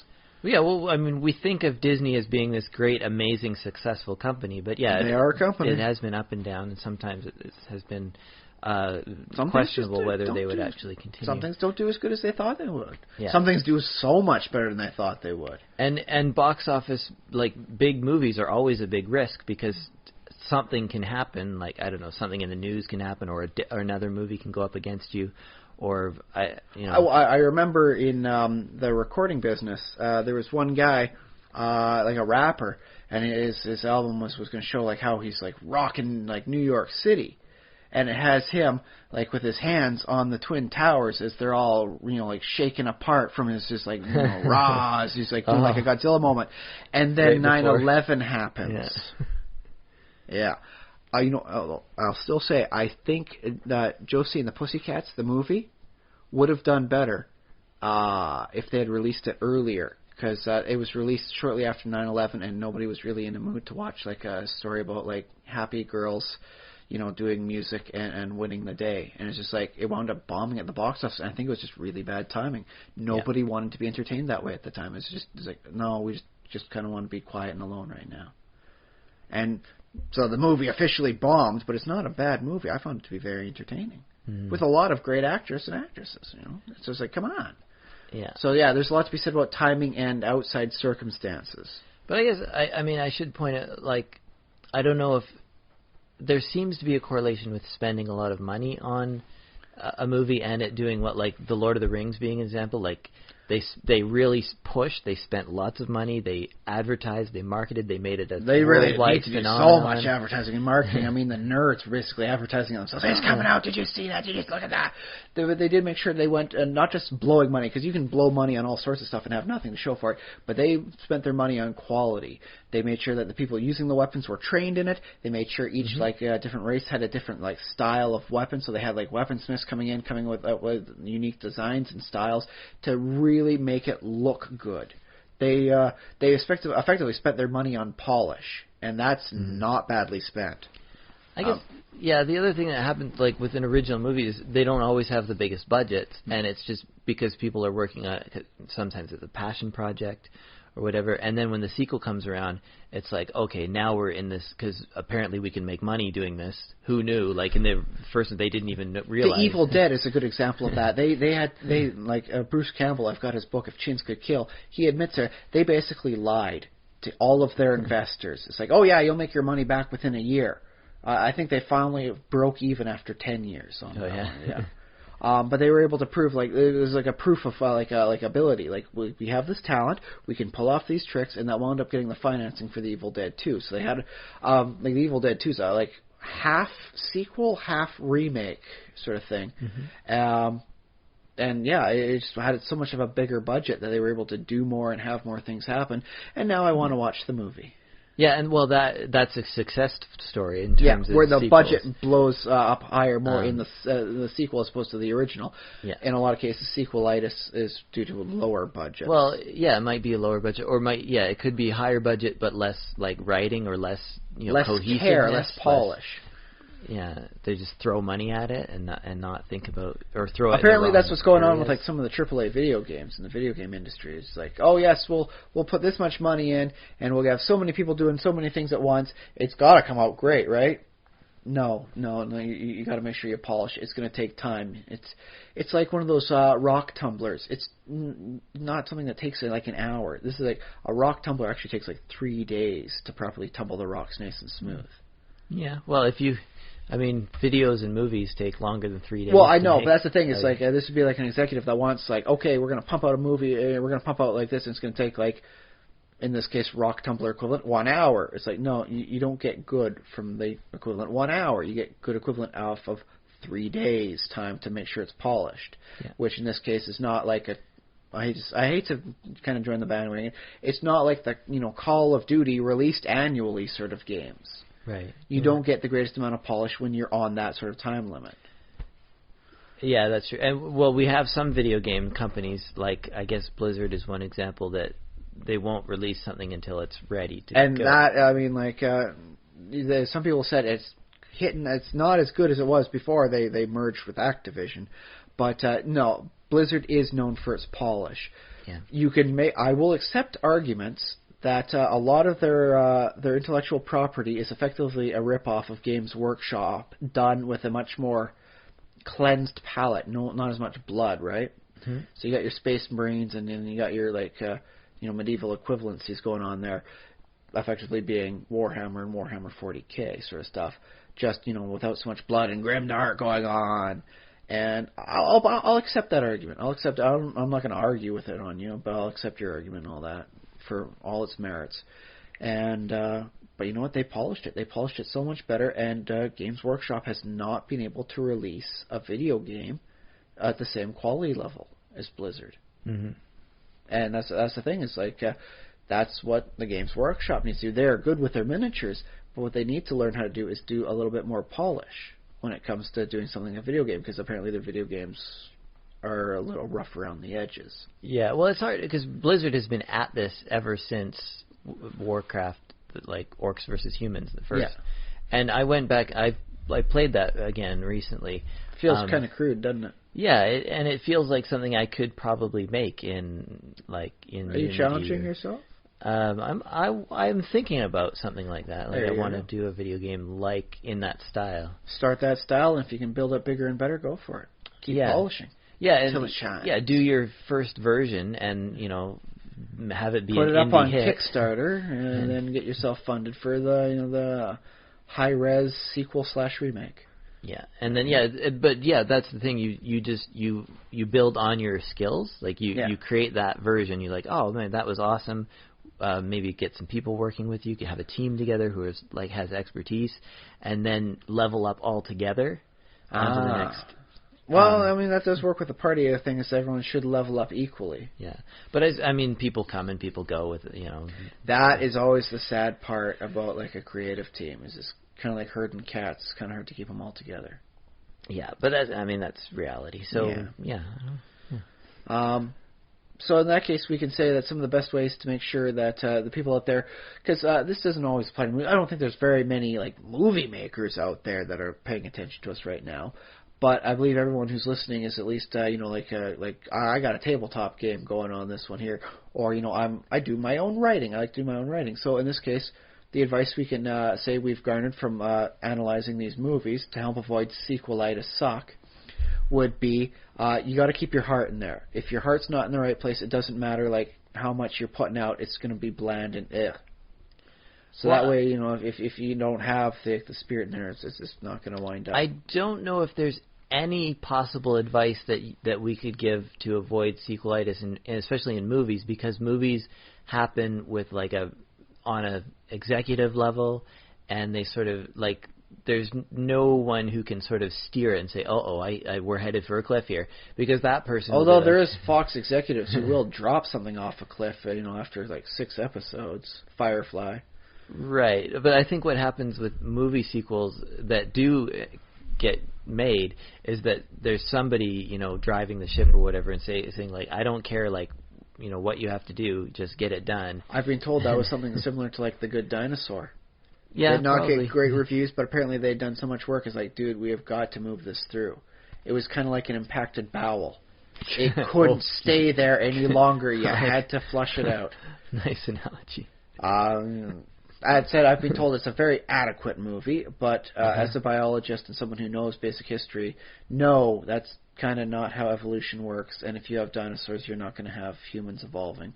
They will stay as the like the little like tree rats we used to be once upon a time. Yeah. But whatever, sort of thing. At least you guys made a movie out of it, more than I can claim right now. But so like I guess the I suppose the novels is more like it, like the novel sequel, because then. Well, I'm sure there are people out there that have written fan fiction. It's like they got some decent reviews. People say do another sequel. It's like I hadn't planned on writing more, and so like what do I do to make sure that I don't like ruin it for everyone by making the sequel suck?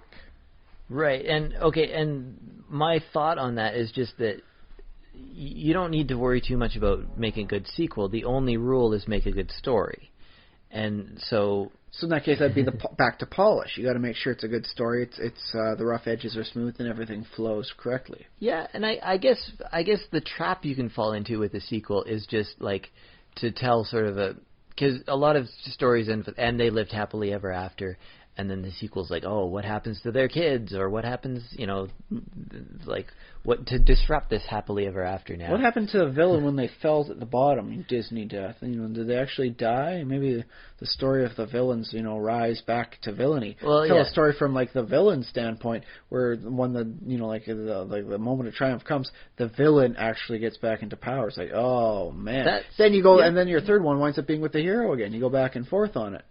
Well, yeah, what happens in sequels is they like to raise the stakes, and they like to say, oh, well, you thought the villain was dead, but now he's back and he's bigger than ever, and mind you, that's basically the premise for the Return of Jafar.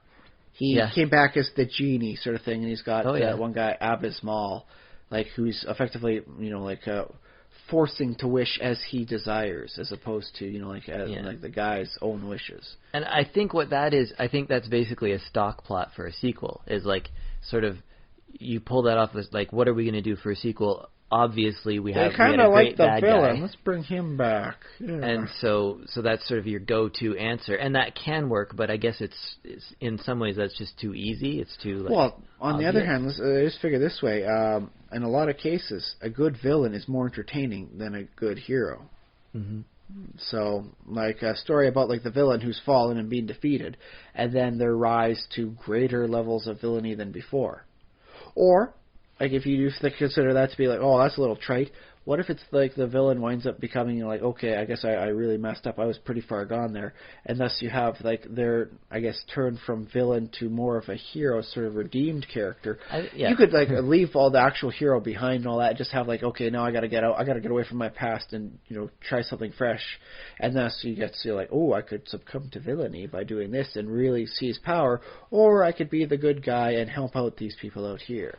Well, my favorite, and this is not saying that this is the best way to go or anything, but like just ideally, my sort of favorite is where you have a really great villain in the first movie, and then the villain sort of either is defeated or whatever, and then sort of becomes not necessarily the good guy, but maybe the good guy, but maybe an anti-hero or something like that. So your second movie features the bad guy as sort of you're rooting a little bit more for them. Well, have you seen the Equestria Girls movies? No. The villain in the first one, after they defeat her and okay, she's no longer a threat to anyone, they befriend her. Basically, it's like, listen, you were pretty far gone. Like the real power is in friendship, because friendship is magic. That's kind of like the premise of like all the stuff going on there. And so they wind up like befriending her, and it's like she's a reformed villain. And in the second movie, she's not very popular amongst the general, school, but like she does have her friends, and she's like being the reformed villain. She's being a good guy. Yeah. And I actually found that to be very refreshing, as opposed to like, okay, now we shall push her off a cliff and she shall disappear. Right. And actually, if there's one point I was kind of like unhappy about for the third movie, is that the villains from the second movie didn't make any appearance. I may have to watch it again to see if they're in the background, but like at the end of the second movie, they run off exit stage left. Actually, it is, I believe, exit stage left for them. Literally, They run off the left stage, and that's it. They just don't make an appearance in the third movie at all. So it's like, oh, come on, man. Like, there was 3 villains in the second one. At least one of them could have shown up in the background, like doing something, Like, what happened to them afterwards? And so maybe the third movie wasn't as good as the other two because I found it's like, well, you didn't follow with the same sort of theme, and that like, where's the redemption of the villain sort of style? Right. Well, you don't want to get too, like, if you have a story to tell in your third one, if you've decided on a story to tell. I thought it was a decent story. You don't want to get too, like, complicated and be like, oh, and here's this, and here's this, and here's this, and that. But that's the thing, don't you want to establish a nice complex, or at least tight mythos going on? Because that's, like, over, like, the course of the decades that have been producing the Star Wars movies, that's what's kept the people loving it and coming back to it.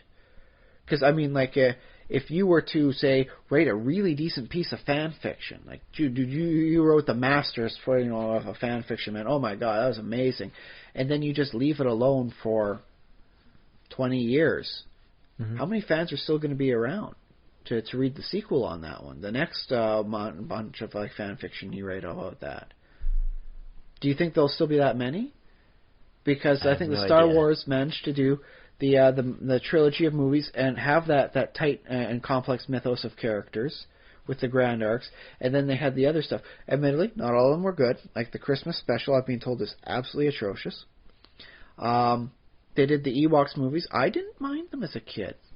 The Ewoks movies, spin-offs... They're probably pretty horrible, but from what I remember, I watched them very young, and they were okay. Yeah, I'll say this. I am not the standard by which to set whether a movie is good or not. I liked Howard the Duck as well.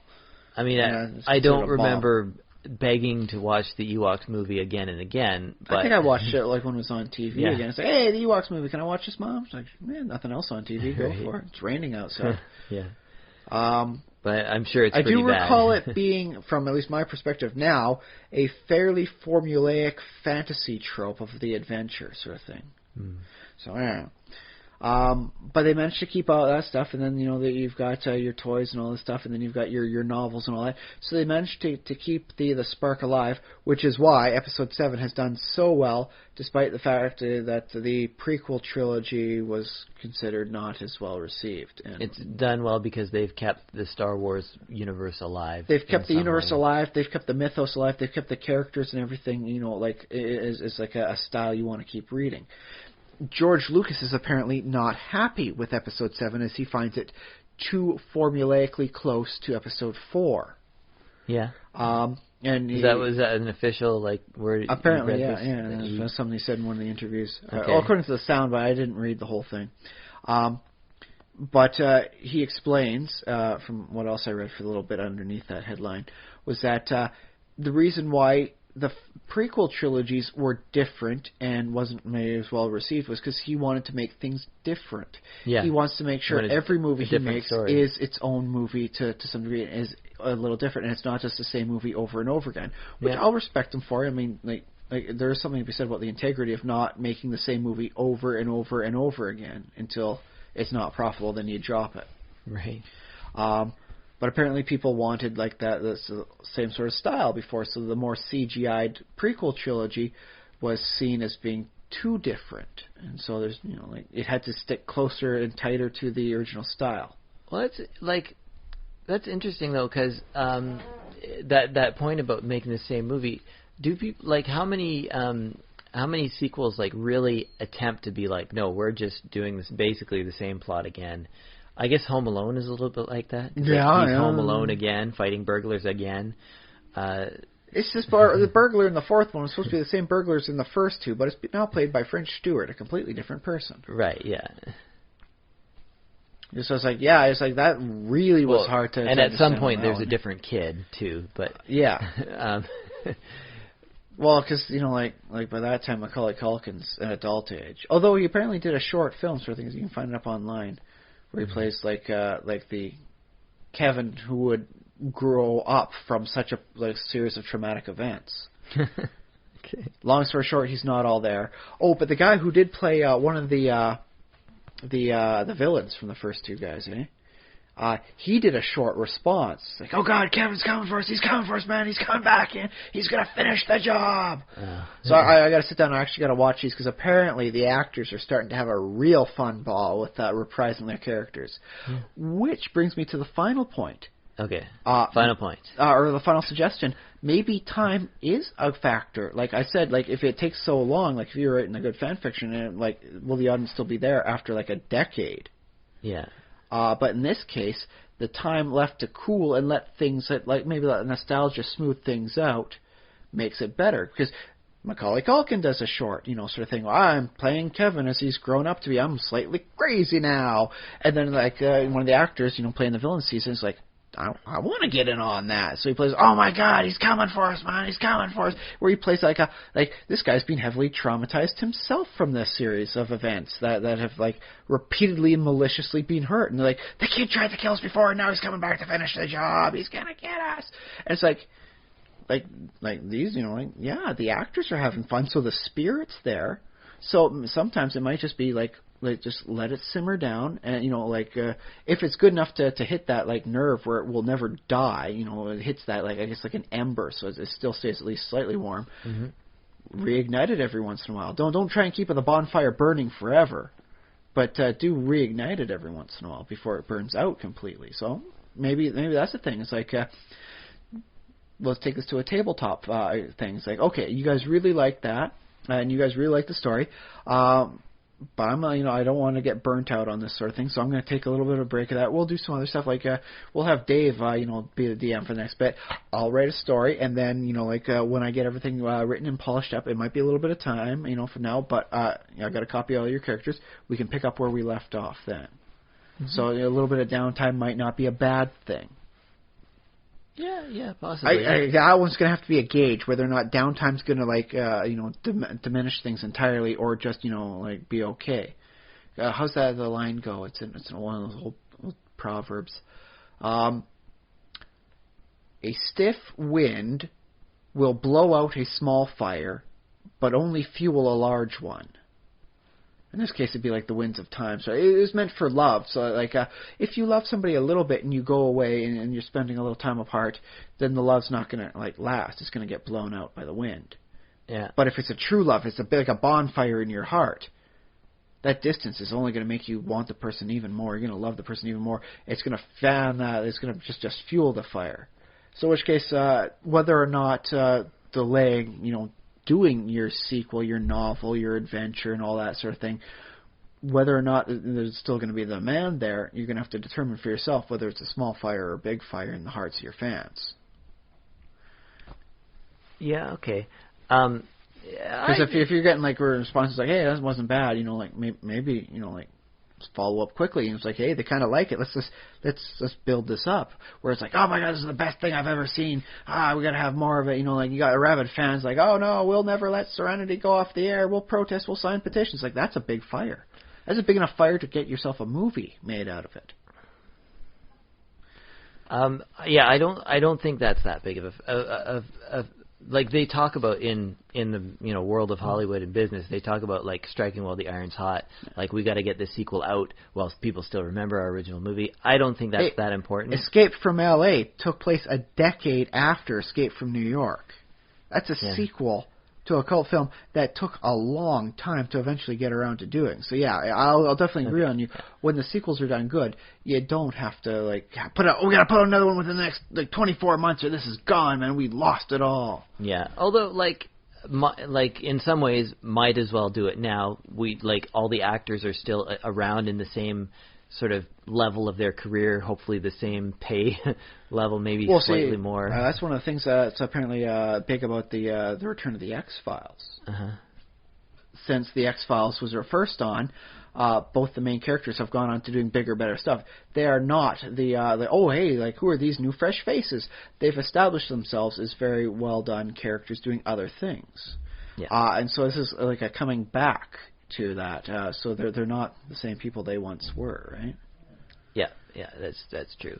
And the other thing about sometimes they say about especially someone's first movie or someone's first screenplay or someone's first novel is that it might take them. They might have had the initial idea when they were a teenager or something like that. And then I think this happened with Seth Rogen. One of his movies was I think it was Superbad. Wrote it when he was a teenager with his friend. Or is it Judd Apatow? Anyways, yeah. And then it took them, something like 10 years before they even got to the point of, oh, we can actually, film this and make it, and it's actually going to be a movie. And then when you follow that, you don't have like your whole childhood to be dreaming of it. You're like, you have another year to make the magic happen again. But on the other hand, as those rules of Pixar have established for us, no creative effort is wasted. You just put it aside and you come back to it later. So in this case, like he had all that momentum still built up from all the stuff he did when he was a teens, all the thoughts still in the head there, all the notes he had written down. So like doing that 1 year to make it, that was just like the final 100 yards on a marathon. That's true. And like, I guess I'll bring in, because I'm familiar with Kevin Smith a bit, I've watched almost all of Kevin Smith's movies. I think all of Kevin Smith's movies. Is that you will see themes come up over and over again. He likes to reuse stuff, and I think a bit of a running joke sort of thing, because then you say, "Oh, that's a Kevin Smith bit right there." Well, yeah, and I think a lot of filmmakers are like that, but I'm just not as familiar with their work. They like bring in ideas that they had. Oh, I have this idea. Do explosions count? Because then Michael Bay definitely keeps bringing that part back. He probably has things, but I don't know what his things are.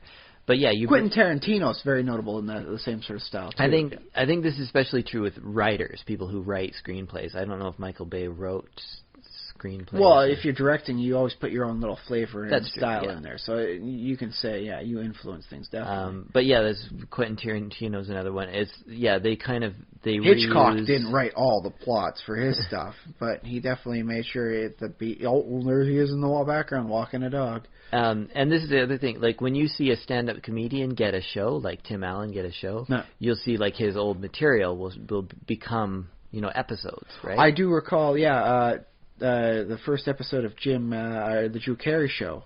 Yeah, they had him effectively doing a bit of his stand-up stuff. You know? And it's like, whoa, like compared to, like when it really hit its stride, in the later episodes there, you could tell he was like, okay, like they liked me as a stand-up comedian, so I guess I got to talk to a lady and, like, I'm going to say a note on this, I'm going to have to deliver a line, she's going to have to laugh, so it's going to be like me giving like the stand-up stuff. And then once he figures out how to do it as like a working, like I'm this character and we can make it flow better, it does. One of the things I loved about Drew Carey was that they were all improvisers too, and made them really funny. Ryan Stiles was there. I mean, like he's part of he's about a quarter to a third, depending on how you want to split the thing. Like some of the greatest improvised comedy group ever. Yeah, indeed. Why they didn't have Colin Mockery on there as a guest? Did they not ever?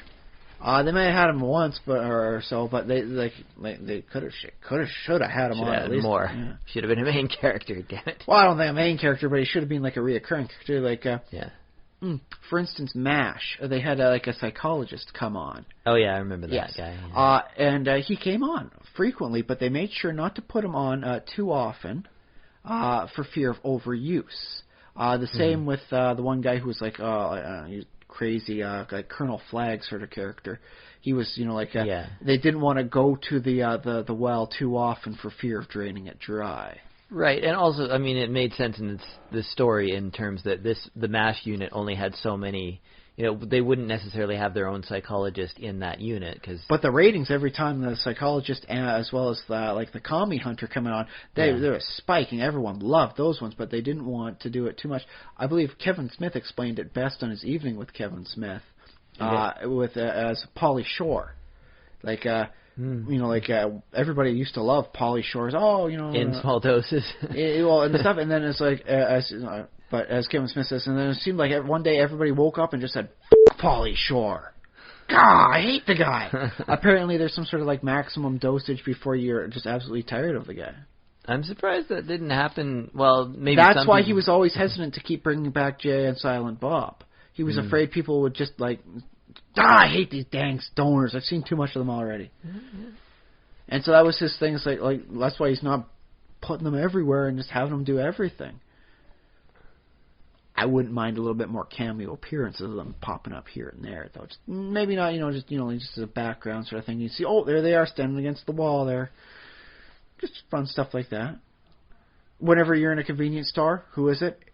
It's Dante. It's always Dante at the convenience store, no matter what convenience store you're in. I'd love that to be some sort of crazy running joke.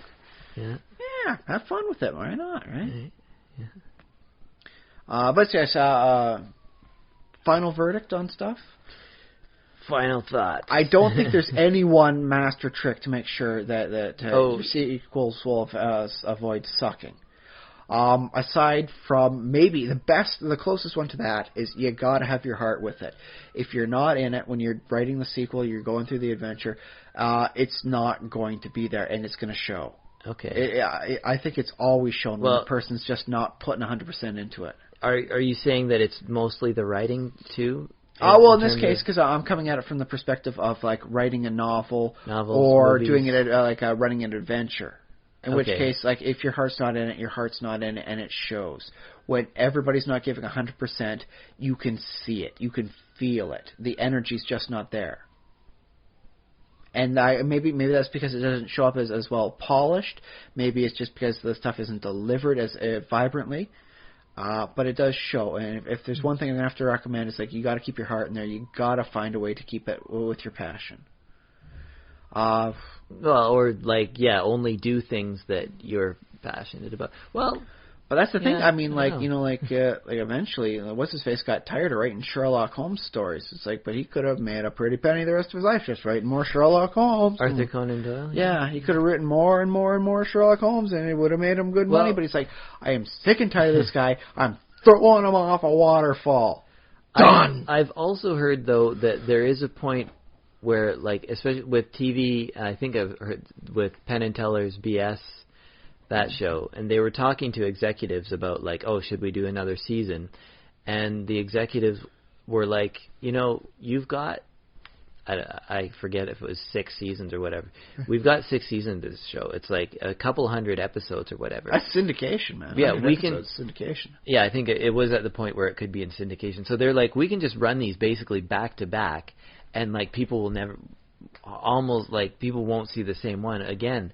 So we don't really need any more episodes in terms of, like, what we actually need to keep it in circulation.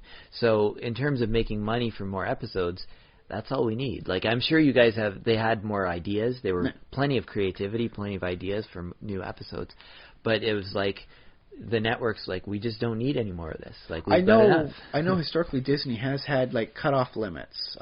Kim Possible got cut because they had done, I think it was 100 episodes there. A lot of their stuff like Aladdin and, like, The Young Adventures of Hercules, they only ever did, like, 2 seasons because it's like, okay, we don't want it to start, either getting too dull or it's like, we got enough for syndication, it's in the bag now, throw it in the vault. Which is a bit of a shame because, I mean, like, the fans are still there over some stuff, especially Gargoyles. There are still fans of the Gargoyle series out there to this day, and you could do a Gargoyles movie, and if you had the actors in there and you got the right plot, it could make money. You could still do it. You don't have to scrape the bottom of the barrel. You don't have to go crazy. You could just go back to that product and do up a new season, and you'd have people there, man. The Darkwing Duck stuff has proven that. Yeah.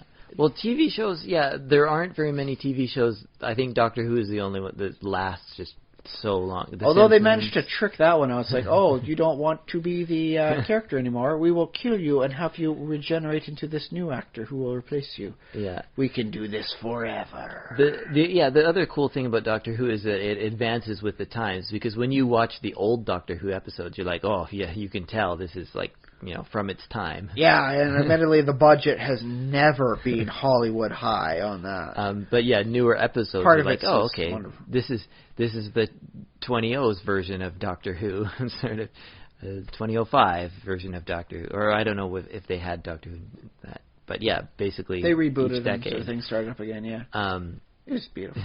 Yeah, but in that case, that's one of the ones where the fire was there enough where they could have it just go off the air for a while, then come back again, and it's huge. Everyone's loving it, and it's like you watch it. You look at the nerds online; they are loving it. They are talking it.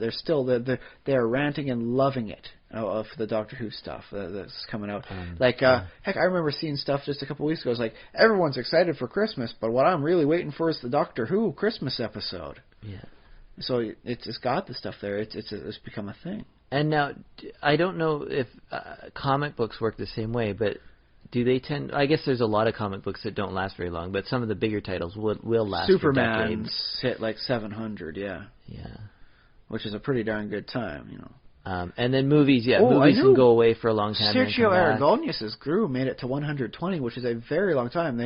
It's a 10 years time. 10 years? Yeah. Although for somehow they started in like a May and ended in a December, and it was 120 issues, and they don't know how they managed to do that. 120 issues, and yet it didn't end at the same month it started. But there was a monthly series that never... They never skipped any month? Yeah, they don't know how they managed to mess that up somehow. Okay. A mystery for the ages, eh? Well, I mean, you could probably go in the archives and work Nobody out really cares that much. It's just... they don't care. It's okay. like, this is really mystifying me. How do we do this? But I'm not going to count the month number stuff. Okay. But yeah, just one of those weird things. But yeah, 120 is considered a real good thing because I mean that's 10 years of solid comics for the monthly stuff, and it's even higher technically for Superman because he's got the various ones that go like once each week. So that for him that's like times that by 4. That's 480 comics in those 10 years. That's a lot. Yeah, and yeah, it's like uber fans will get through them all, but probably the majority of your audience is sort of people who read it once and be like, okay, that was great, or read a few issues, and similar to a podcast, the majority of our audience probably listens to a few of Somewhat our transient episodes, and there's no hardcore. Like, okay, that was cool, and then I think we have a few like people who are, I assume because we're getting downloads, so I assume you're out there, but. Wouldn't that be weird? People are downloading it, they just never get around to listening to it. That's my fear. Like I'm just afraid that people are just, oh yeah, I'll just download it again. Yeah, I won't lie, I've got some episodes of Quirks and Quarks that are about 4 years old now. I haven't gotten around to listening to. Yeah, that is a New Year's resolution for me, though. I'm actually going to try it, and like listen to the Quirks and Quarks podcast. It's a routine thing. If I listen to all of the podcasts that I have subscribed to at some point straight through, and like all of the episodes that I've missed, that would take up the entire 2016 for me. Can you get financing on that sort of thing? Can you get like a government grant to help pay that up? Maybe, I don't know. Maybe I could be classified as a researcher of some kind, cultural archivist. Well, I don't know about archivist, but just somebody who's just sort of paying attention. Well, you have to know to archive, so yeah. Yeah. Oh, well, take a look into it. But yes, how can people get a hold of us if they want to, say, dude, this is the golden ticket. This is how you make sure it never sucks. Yeah, let's do that. Send us your thoughts on email, thesimulationist@gmail.com is our email address. You can send spoilers there because I'm the one who checks it and I don't care. Thank you for being my screen. You can comment on our Facebook page, facebook.com/thesimulationist, where anybody can see your comments. It shows up like on the left side of the page there, but it is visible for all to see, and so don't necessarily post spoilers there. Minor spoilers, okay, but yeah. Or at least put a note that you're spoiling stuff before you do. Yeah, it's courtesy because anybody can see that, and those comments can be as long as you want. If you have a little short comment, that's good for Twitter. @SpaceBoot1 is where you can tweet at numeral me. 1. The SpaceBoot numeral 1, as I'm on Twitter. I'm forgetting YouTube.com/thesimulationist also has a place where you can comment. I don't go there as often, but every episode does. We won't lie, it is a method of convenience where if you want to get a hold of it and you want to get it on a moment's notice, YouTube's always there. As long as you got an internet connection, there's YouTube and it's right there. So that's primarily what it's used for. And you can find our Patreon page. You can support us on Patreon. Help pay for the batteries. Yeah, this podcast is not that expensive, but there is batteries, there's hosting, there's us, gas. I suppose gas. Or if you wanted to buy us a cup of coffee or what? Well, you don't drink coffee, do you, Ryan? If somebody was paying for it, I would okay. drink. Yeah. Yeah, just support us on Patreon just for that little. If we've helped, if I don't know.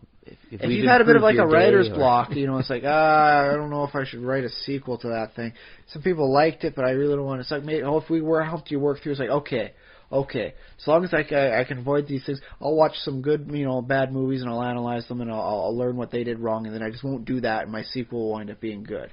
If we helped get you through that, yeah, then at least send thanks, man. But of course, we also appreciate. Well, let me see. What do we want? We want reviews also on iTunes. If you know somebody, it's like if you were part of like a campaign, sort of thing. That's just like, I want a sequel to this campaign, but the guy's afraid of like, having it not be as good as like the one we were in, for a sequel campaign. Like share the wealth, man. Just send the link for this iteration. Yes, send our link all to your entire address. No, to just send your friends, all. your gaming buddies, your friendly local gaming store. Maybe put our podcast on in the background sometimes. We try to be work friendly, so safe for work. I did swear once in this one, but it was because it was a direct quote. From Kevin Smith, and I don't like to fudge quotes when it comes to that sort of thing. That's true, and his podcast is probably on at least in some comic book stores. So, well, if nothing else, they should be doing plays of like his comic book guys sort of thing. Like up on the screen in the background. Get various episodes of that going. If they have a TV in the comic books, so I guess comic book stores sometimes have TVs. They do tend to go like a more multimedia these days. It's not just about this; they'll have that go on in the background, if only to play some music channels or stuff like that sometimes. Yeah. What else can you do for us, audience? If you think of any other way, just contact us. Say hi. If you're gonna stalk someone, stalk Josh. I'm taken. So I can be stalked. I do not mind. Oh yeah, and if you're in Victoria, check me out at when I do comedy shows. So look me up. Follow me on Twitter, and I'll post when I go to do that. So yeah, I do that. Don't bring tomatoes with you. Come on, let's be good here. But you don't have to bring potatoes.